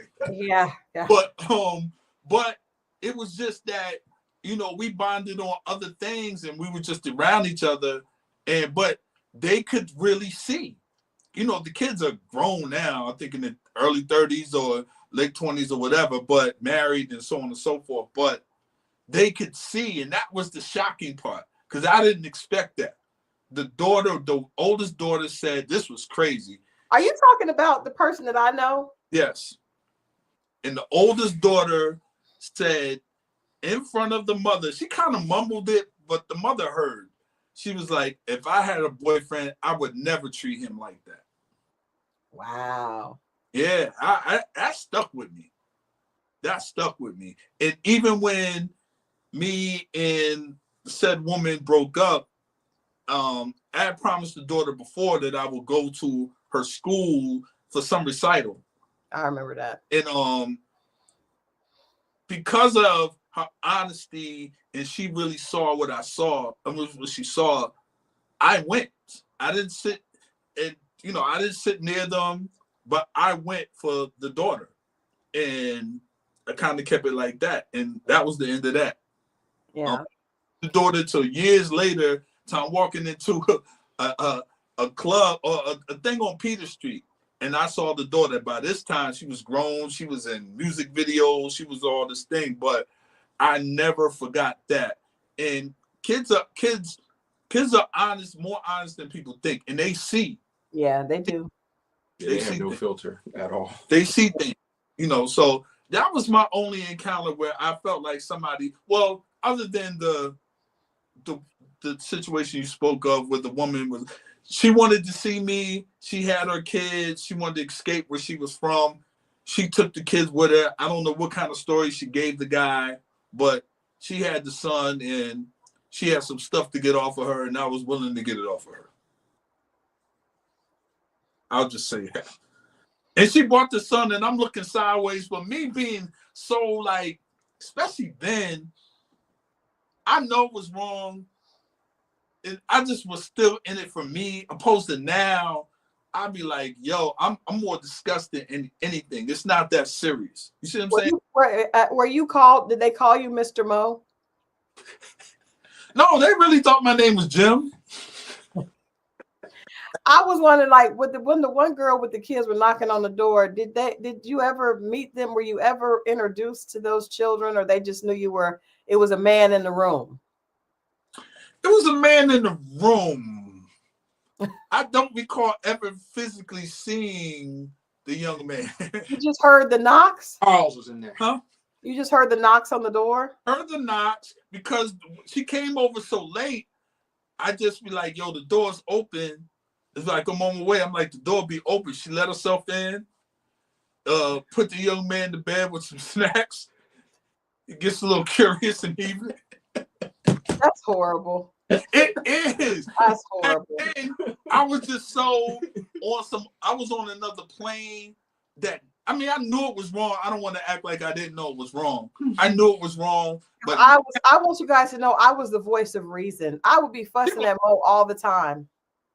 She was, but now I would even like, yo, don't even do it. Like, it's not that serious. Like, I'm in a different space now. But then I'll be like, yo, I'm thinking so selfishly, not about this young man, and it is what it is, man.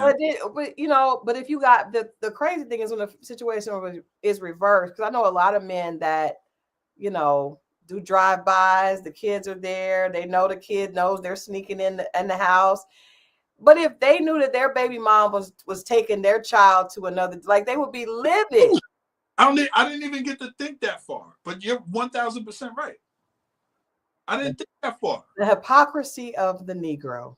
Yeah, if somebody would have stopped me and be like, yo, think about this part of it, and think about him, but at that time, because that brother called me one day and was like, yo, are you sleeping with, her name began with an H, and I was like, yo, you gotta call. Don't call my phone, man. And I hung up on him. But that brother wanted to, like, I don't know the situation. I didn't think about him. I didn't, and maybe I should have. I just didn't think that far. I thought about my needs, and were they really needs? At the time, I felt like it was, but not necessarily. It was not a need, Joda. She says when men want it, they don't think about nothing else. That's true. Yeah. They have tunnel vision, but then afterwards, it's like you didn't really need that. There was another woman that you could have called. It was at that point I wasn't mastering my desires. I didn't get to that phase of my life yet. So, CW, you got to share some more with us. People say you're looking down. We need to hear more from you since you're here. I need a couple stories. Whoa! About what? Oh, I got a few. I need clearance first. I think you're going to have to prompt CW into sharing. Share with us, CW. You have some notes there, Mo. Listen, man, I'm really trying to let this brother speak, but I don't want to have. No. Listen, He'll say something, and I'll let you know if we can continue. Okay. All right. Come on. See, Edna said, C-Dub, please share. Oh, Edna.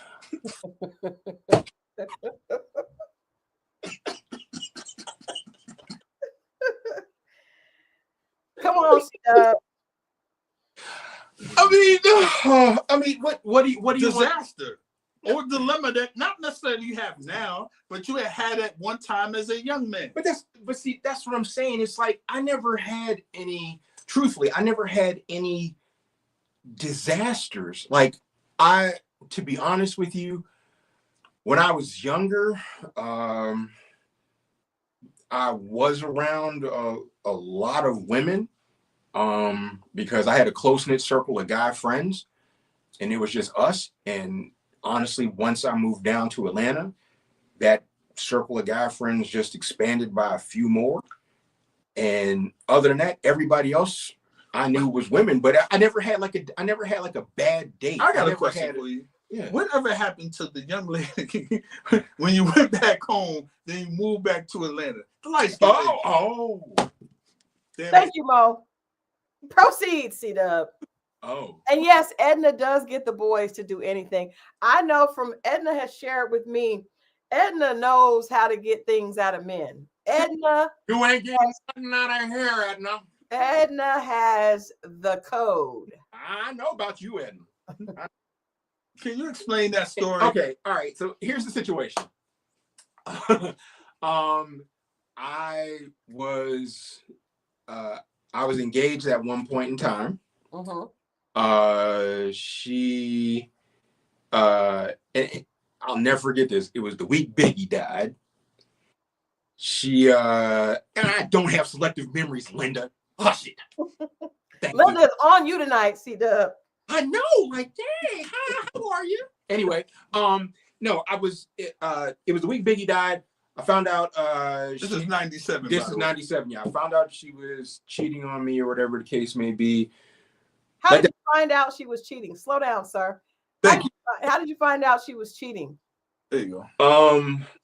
Because I went down to her job and I happened to see her wearing the same, and this is back in the day when, you know, couples used to dress alike and stuff.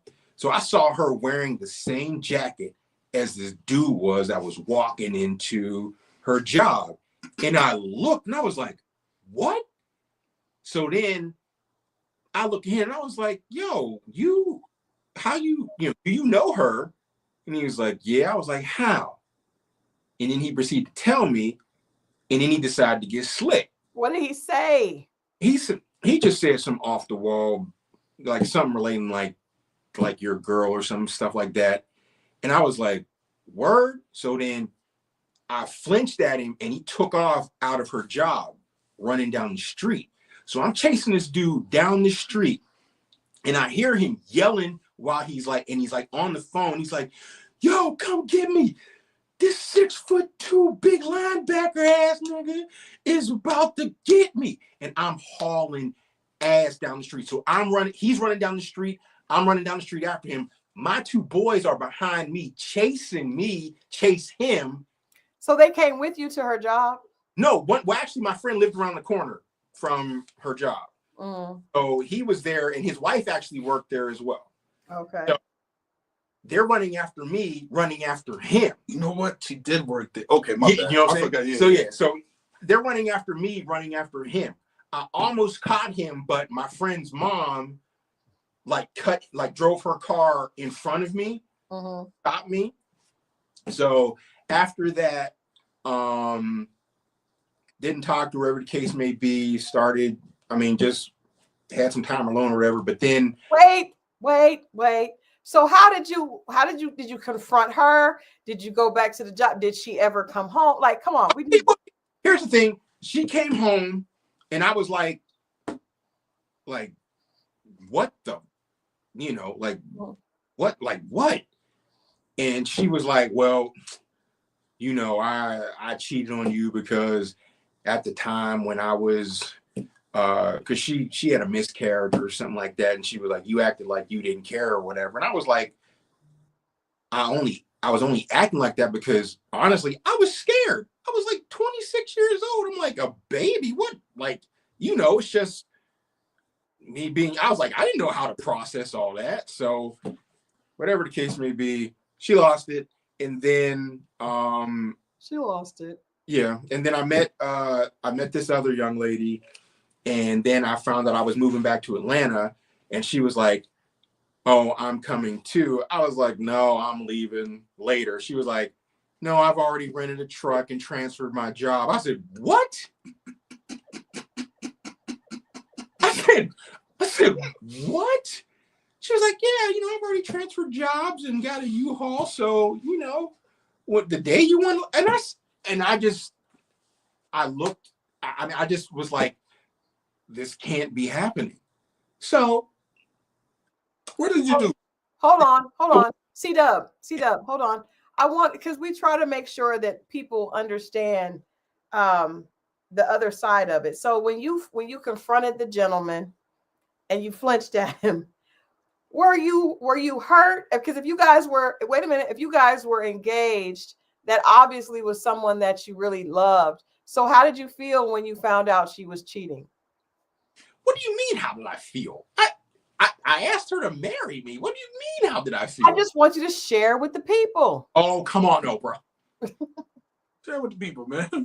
It's a long time ago. This was over. It's in the 90s. This was over 30 years ago. But I mean, no, I was. What do you think? You ask somebody to marry him, they accept, and then you find out that they were cheating on you. What would you do? Yeah, so I was hurt. So I was, and the thing is, I knew. And the wild thing was, he was a drug dealer at that too. So There we go. That's what we're talking about. So she was trying to upgrade with the money man while you were being an honest man trying to make an honest woman out of her. That's what I want to talk about. Damn it, it really wasn't a money issue, honestly. It just, I don't know. Well, drug dealers always have a lot of money, and they always flash it around. This is true. This is true. Christal trying to rub it in. I know. I'm trying to get to the heart of the matter. Thanks, Christal. I'm trying to get, because no. See, a lot of times men never admit they were hurt. No, I told you. I'm telling you, I was hurt. That's what I appreciate. Yes. Most definitely, I was hurt. I was hurt to the point that, it affected me for, I mean, subconsciously for quite some time, honestly. So then I ended up moving back to Atlanta with this young lady. And then, Hold on, I gotta plug my camera phone in. So hold up, never mind me. Go ahead, y'all.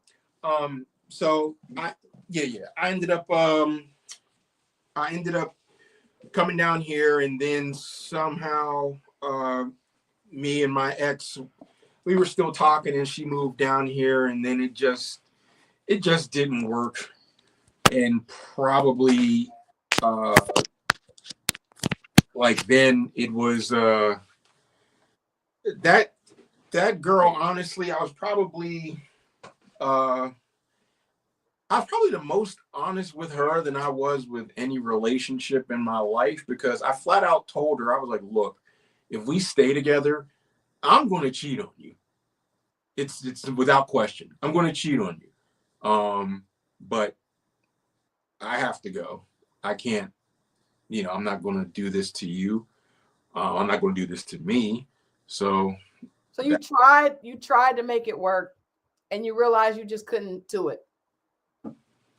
Yeah, I didn't do it because a part of me kind of wanted back what I had, but then I knew that wasn't going to work either. Mm-hmm. Mm-hmm. Yeah. So it was just a crazy time. It was just, it was just a crazy time that I'm glad I got past and made a better choice than than where I'm at right now. So do you think that did it affect your dating? How long did it affect you dating after that? Like, how long did that experience kind of color the decisions that you made with new women that you met moving forward? With New women after that, it was just I was just out here. Honestly, I was out here until I met my wife. Because How long between those two did you meet your wife? jeez, that was 2 years. That's not long, C-Dub. No, it was a long time. 2 years. 2 years was a long time. I mean, yeah, I mean it was a long time because in those 2 years, what we was in the club, me and him we was running the streets. We know what he's been doing. You mind your business. So like, yeah, from that time we were in the club. From the only time we didn't go to a club was on Monday night. Just for the streets. 112. 4 months just for the streets. Yeah, Hey, you there? Don't start. Yeah, 2 years. Community pain. But here's the thing. No, I'm a Scorpio. Thank you, Linda V. Here's the thing. Like, Linda is on C-Dub.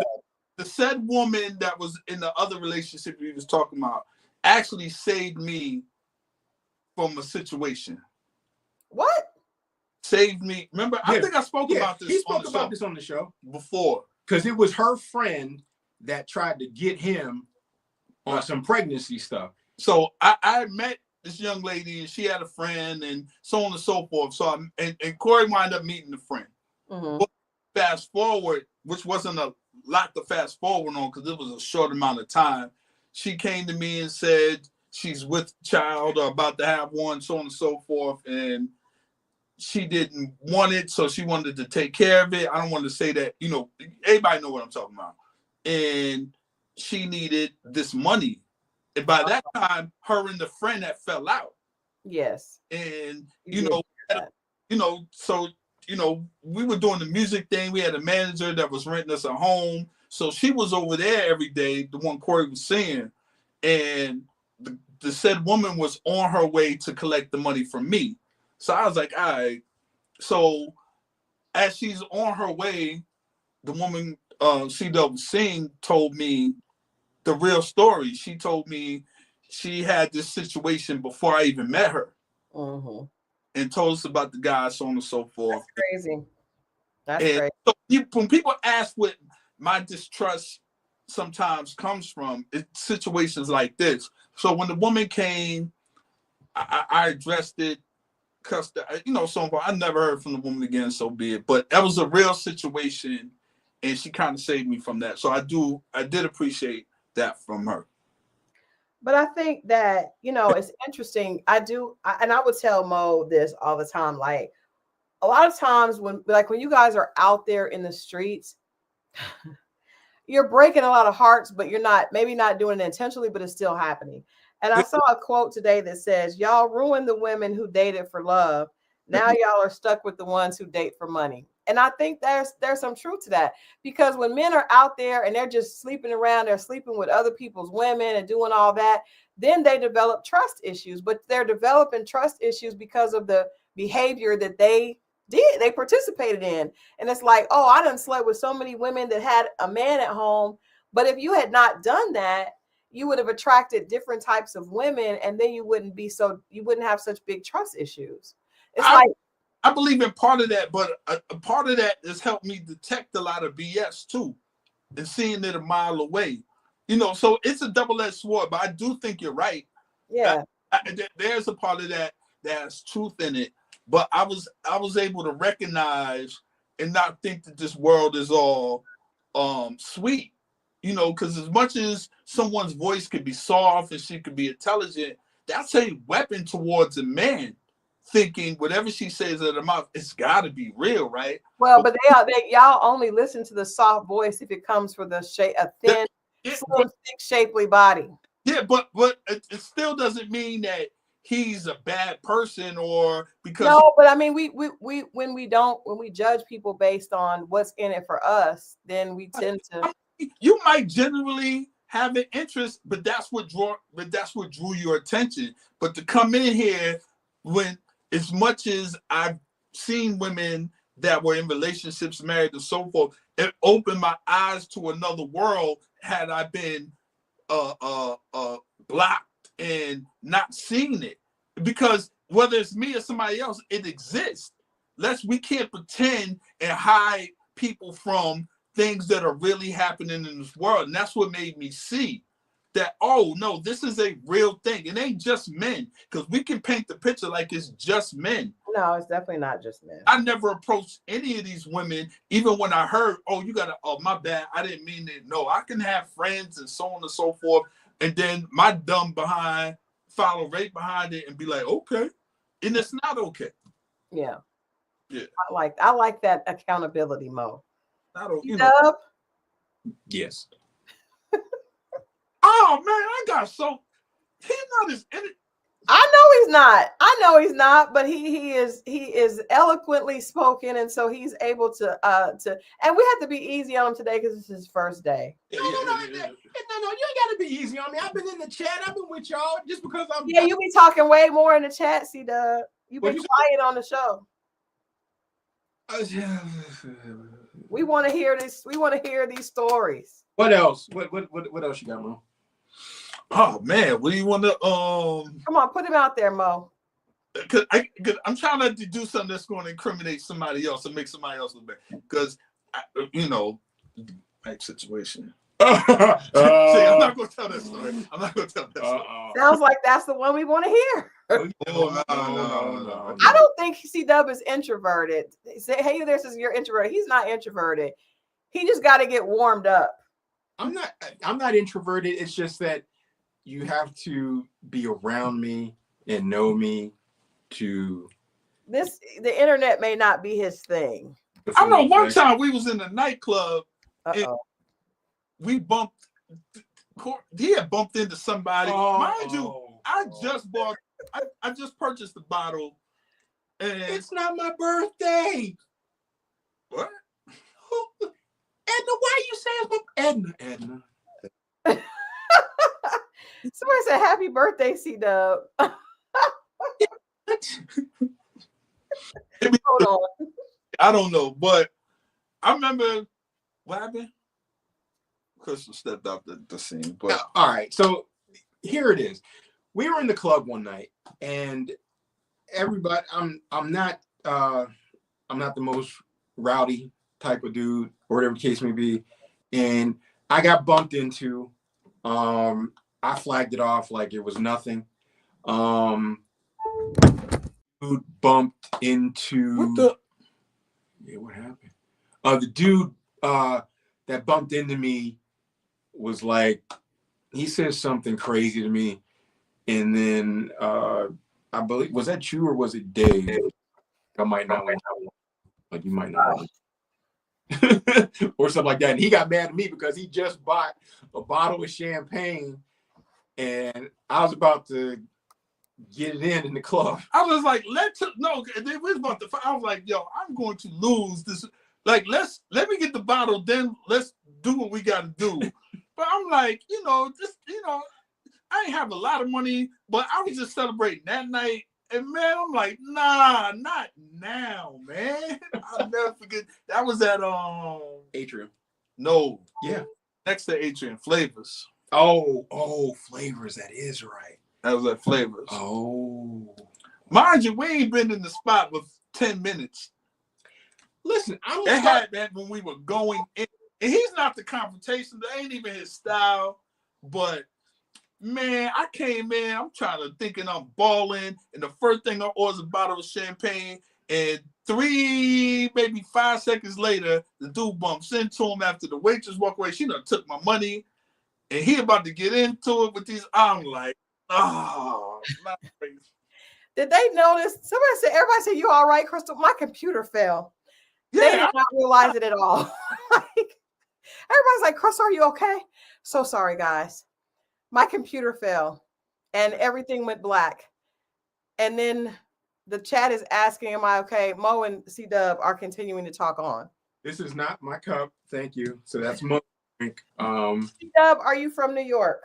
No, I am not. I am from Pittsburgh, Pennsylvania.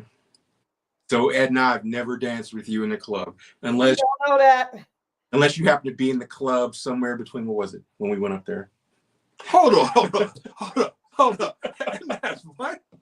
Edna said that Edna said that maybe she had danced in the club with C-Dub before.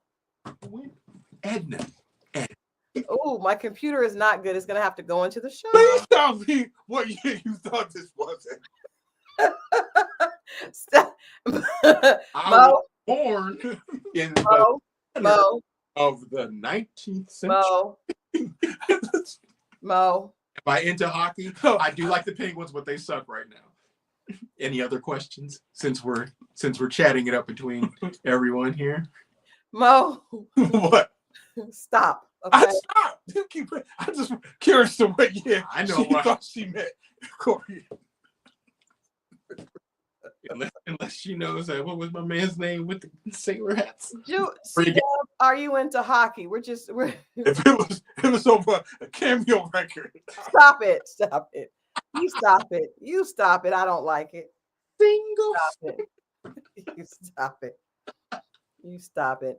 Edna says at the tunnel, at garage, at Savage. You know what? I think we went to the garage real quick when we was in New York at one time, but this is like 90, 89, this is like 90. But I will tell you this. It could have been because I've seen Edna's pictures, and Edna was definitely in her prime in the 90s. Listen, I've been to the tunnel once. What was it? 90. I was visiting New York. The tunnel had this night on a Sunday. And when I tell you, that experience was, I've never seen and experienced anything like that, to the point they make the guys take off their shoes, clasp them together, and put your like, it was like going into jail. You know, it was unisex bath. That's the first time I seen the unisex bathroom. It was wild. The tunnel was something else, man. That was crazy. Never got that. It was too much, man. The line outside, you get to this part, meet security, it was just too much at the tunnel. It's in the meatpacking district in New York City. Edna says we left at 10 a.m. the next day. From what club? The tunnel. Yeah. What was you doing in the dog? Edna has already shared that she lived a life. I know you have. She was a model and she's still a beautiful woman, but she was definitely, a mover and a shaker. I seen her pictures with Jazzy. T.U. said the tunnel was my spot. Hey, tunnel, like Brooklyn, and that tunnel was different, man. Tunnel was different. From Master Flex, ended it. What was his name that opened up? Tunnel was a different spot. It was you got to roll deep. You cannot go in there with just you and your homeboy. You got to go in there, you and your homeboys. That's get robbed. The security was throwing you out and taking. It was different, man. I didn't want to experience anything like. I'm glad I got the one-time experience, but never again. It was on a Sunday, mind you. Wow, on a Sunday, y'all were partying like that. Meanwhile, I was at the University of Oklahoma like a good girl. Oh, just heading home right after the regular party. Trying to act like you just. I didn't do anything. In fact, I wish I could go back and do it over, and I would have been at Freaknik. No. Why y'all do it like that? Don't do me. No. I wish I could have experienced it. You was straight. You was good when you was at. You was good. Why you say that? Cause you was. No. I really wish that I could go back in time, and my friends and I would have had the chutzpah to get in a car and go all the way to Atlanta. Now we might not have come back, but I wish we had gone to Freaknik. I do. No, that was not.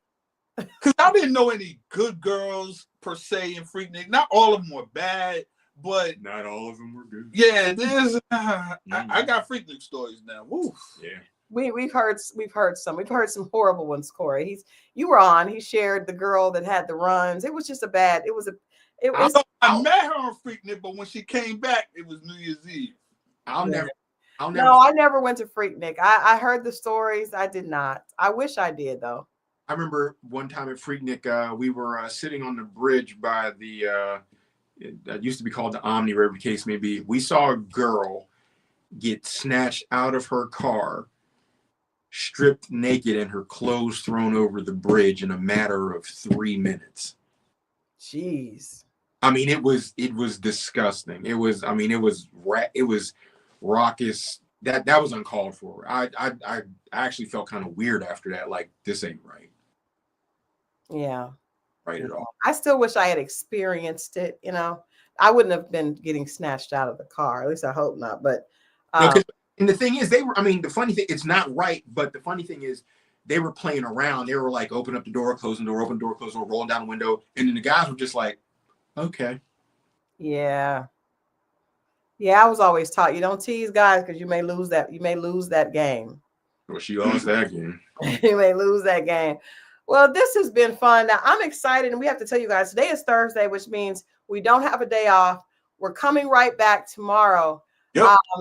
We're coming right back tomorrow with our relationship recap. Now, tomorrow night, instead of Love and Marriage Huntsville, which we have been stuck on for the last few weeks, we're going to do a recap of the Bell Collective reunion that airs tomorrow. So tune in for the Bell Collective reunion and then meet us right here. Mo and I will be breaking down the reunion. As you guys know, there has been new developments. Aikisha and her husband, Willie, have announced that they are leaving the show. Ooh, that was deep, boy. Shock Carlos. I did a little quick thing about it. I hope my computer hopefully will be holed up for tomorrow. But yeah, it was really interesting. It's been, a lot of people didn't agree with my comments, but we're going to get into all of that tomorrow at 10 o'clock Eastern. Tune in, you guys. We're going to recap Bell Collective reunion. First of all, I know the fashions are going to be Jackson, Mississippi-ish. He say it's there. You go. There you go. So first, we'll start out with, like we do, we'll rate the fashions. We'll say who we like and who we don't, and who we think JJ was clothed by. And then you say what? Gonna be a lot of proud peacocks in the building. A lot of proud peacock, a lot of colors, a lot of probably textured materials. Yeah, it's gonna be all Mississippi, all fashion. So we'll start out. So you guys watch the reunion, write down what you like so that you can come and talk with us. And Mo, we will do a drink for the night. In fact, what we'll do, we'll be in pajamas. So if you're joining us, have your pajamas on, have your drink, and we'll do a drinking game tomorrow. Every time we'll pick a word at the beginning of the show based on the reunion, and we'll drink. We'll have a good time. So, Mo, do you have a drink for the night that you'd like to suggest? I don't know. I want to keep it because we have a lot of female followers, so we can keep something sweet and I don't know. We could maybe a vodka with something clear with some fruit juice. I don't know. That's a tough one because I don't know I know our demographic is kind of, I don't want to put a number on it, but they're ladies. We can do. I mean, if we're taking, you talking about taking shots? I'm not gonna take shots. Edna suggested a sparkling cider. Now I tell you guys what I was preparing.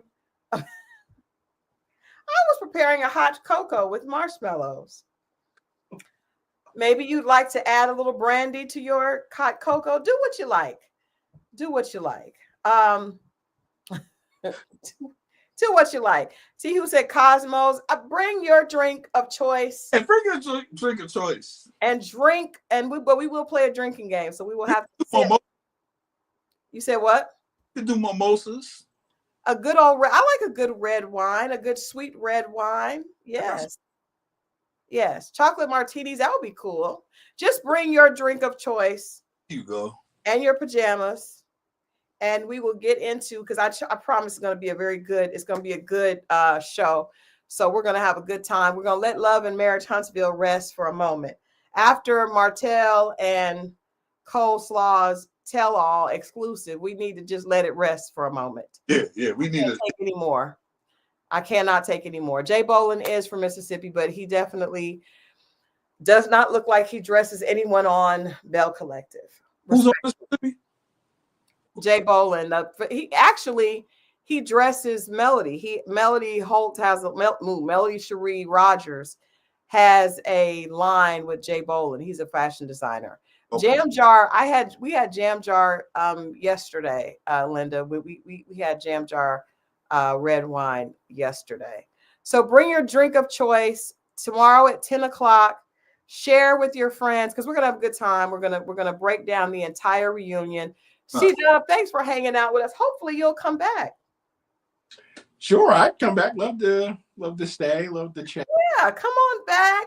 Coming back whenever you have an open invitation to join us. I know all three of us have some things that we're going to be doing in 2025 together. Some comic relief. Just doing some fun things. So we're glad that you guys got a chance to meet C-Dub outside of the chat. Yep. And next time we gotta have to go a little harder on him. We're gonna have to really pull out the notes. Oh God. We're gonna have to pull out the notes because if I do remember, there was a young lady from Whoville. You know what? Hold on.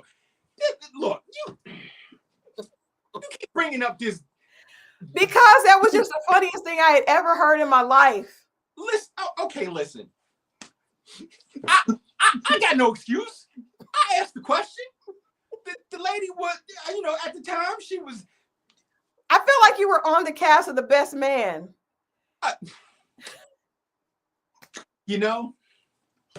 And the stripper made you feel soft inside. And you started to ask her questions because you wanted to get to know her. And there's nothing wrong with that.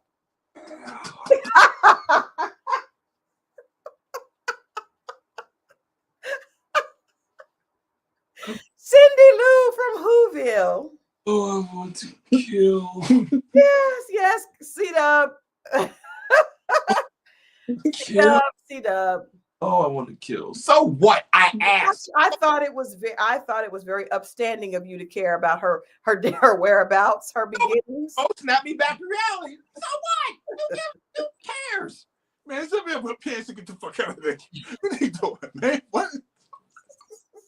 Get out of there, man.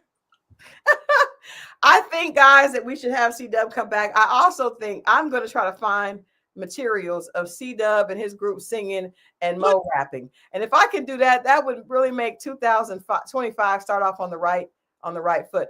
Okay, hey, you there says, hey, it's okay, C-Dub. I've hugged a scripper before too. You know what? Hey, you there? I used to think we was cool in the chat. She said that she understands. She understands. C-Dub, don't do that. I didn't need your. Yeah. Okay. Oh, before we leave, I do have one more thing to share. I launched my company with my good girl Chili today. Actually, New Year's Eve, we are watching Dick Clark's Rockin' New Year's Eve, which is Ryan Seacrest is hosting. TLC is performing. And today on TMZ, Chili talked about our clothing line titled All Things Godly. I'm going to play this here for you guys. Here we go. Hold on. Let me just get it to the end here.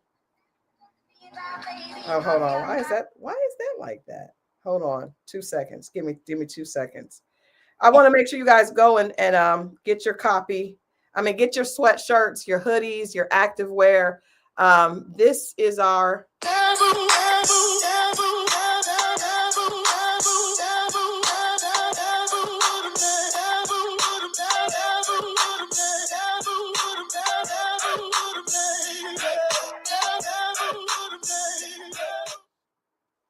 all right. So you see that 15% off if you order right now. You can go to allthingsgodly.com, allthingsgodly.com. Myself, Chili, and our good friend Corey Moe, who is a Grammy Award-winning producer, did a whole bunch of things for MGK. And is that MJG and Bun B and MJG and 8 Ball? There you go. No.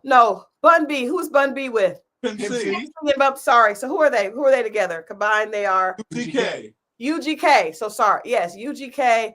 Corey Moe is, an amazing producer, has done a bunch of stuff for UGK and a bunch of other folks. We came together. We created these wonderful t-shirts, hoodies, and hats, flip-flops, all types of house shoes with godly scriptures on them. My favorite is a sweatshirt that says just pray on it. Definitely is something I'm definitely on for 2025. But check it out. You can go to the website again, www.allthingsgodly.com. 15% off. And go ahead and sign up for the newsletter so you can win a free sweatshirt. There you All go. right. That's all I got. We love you guys. We'll be back tomorrow at 10 o'clock. C-Dub hopefully will be hanging out with us a lot more. Hopefully, maybe even tomorrow night. Come on through and pajamas and your drink of choice. We'll see you guys then. Good night. All right, y'all. Be easy. Tomorrow.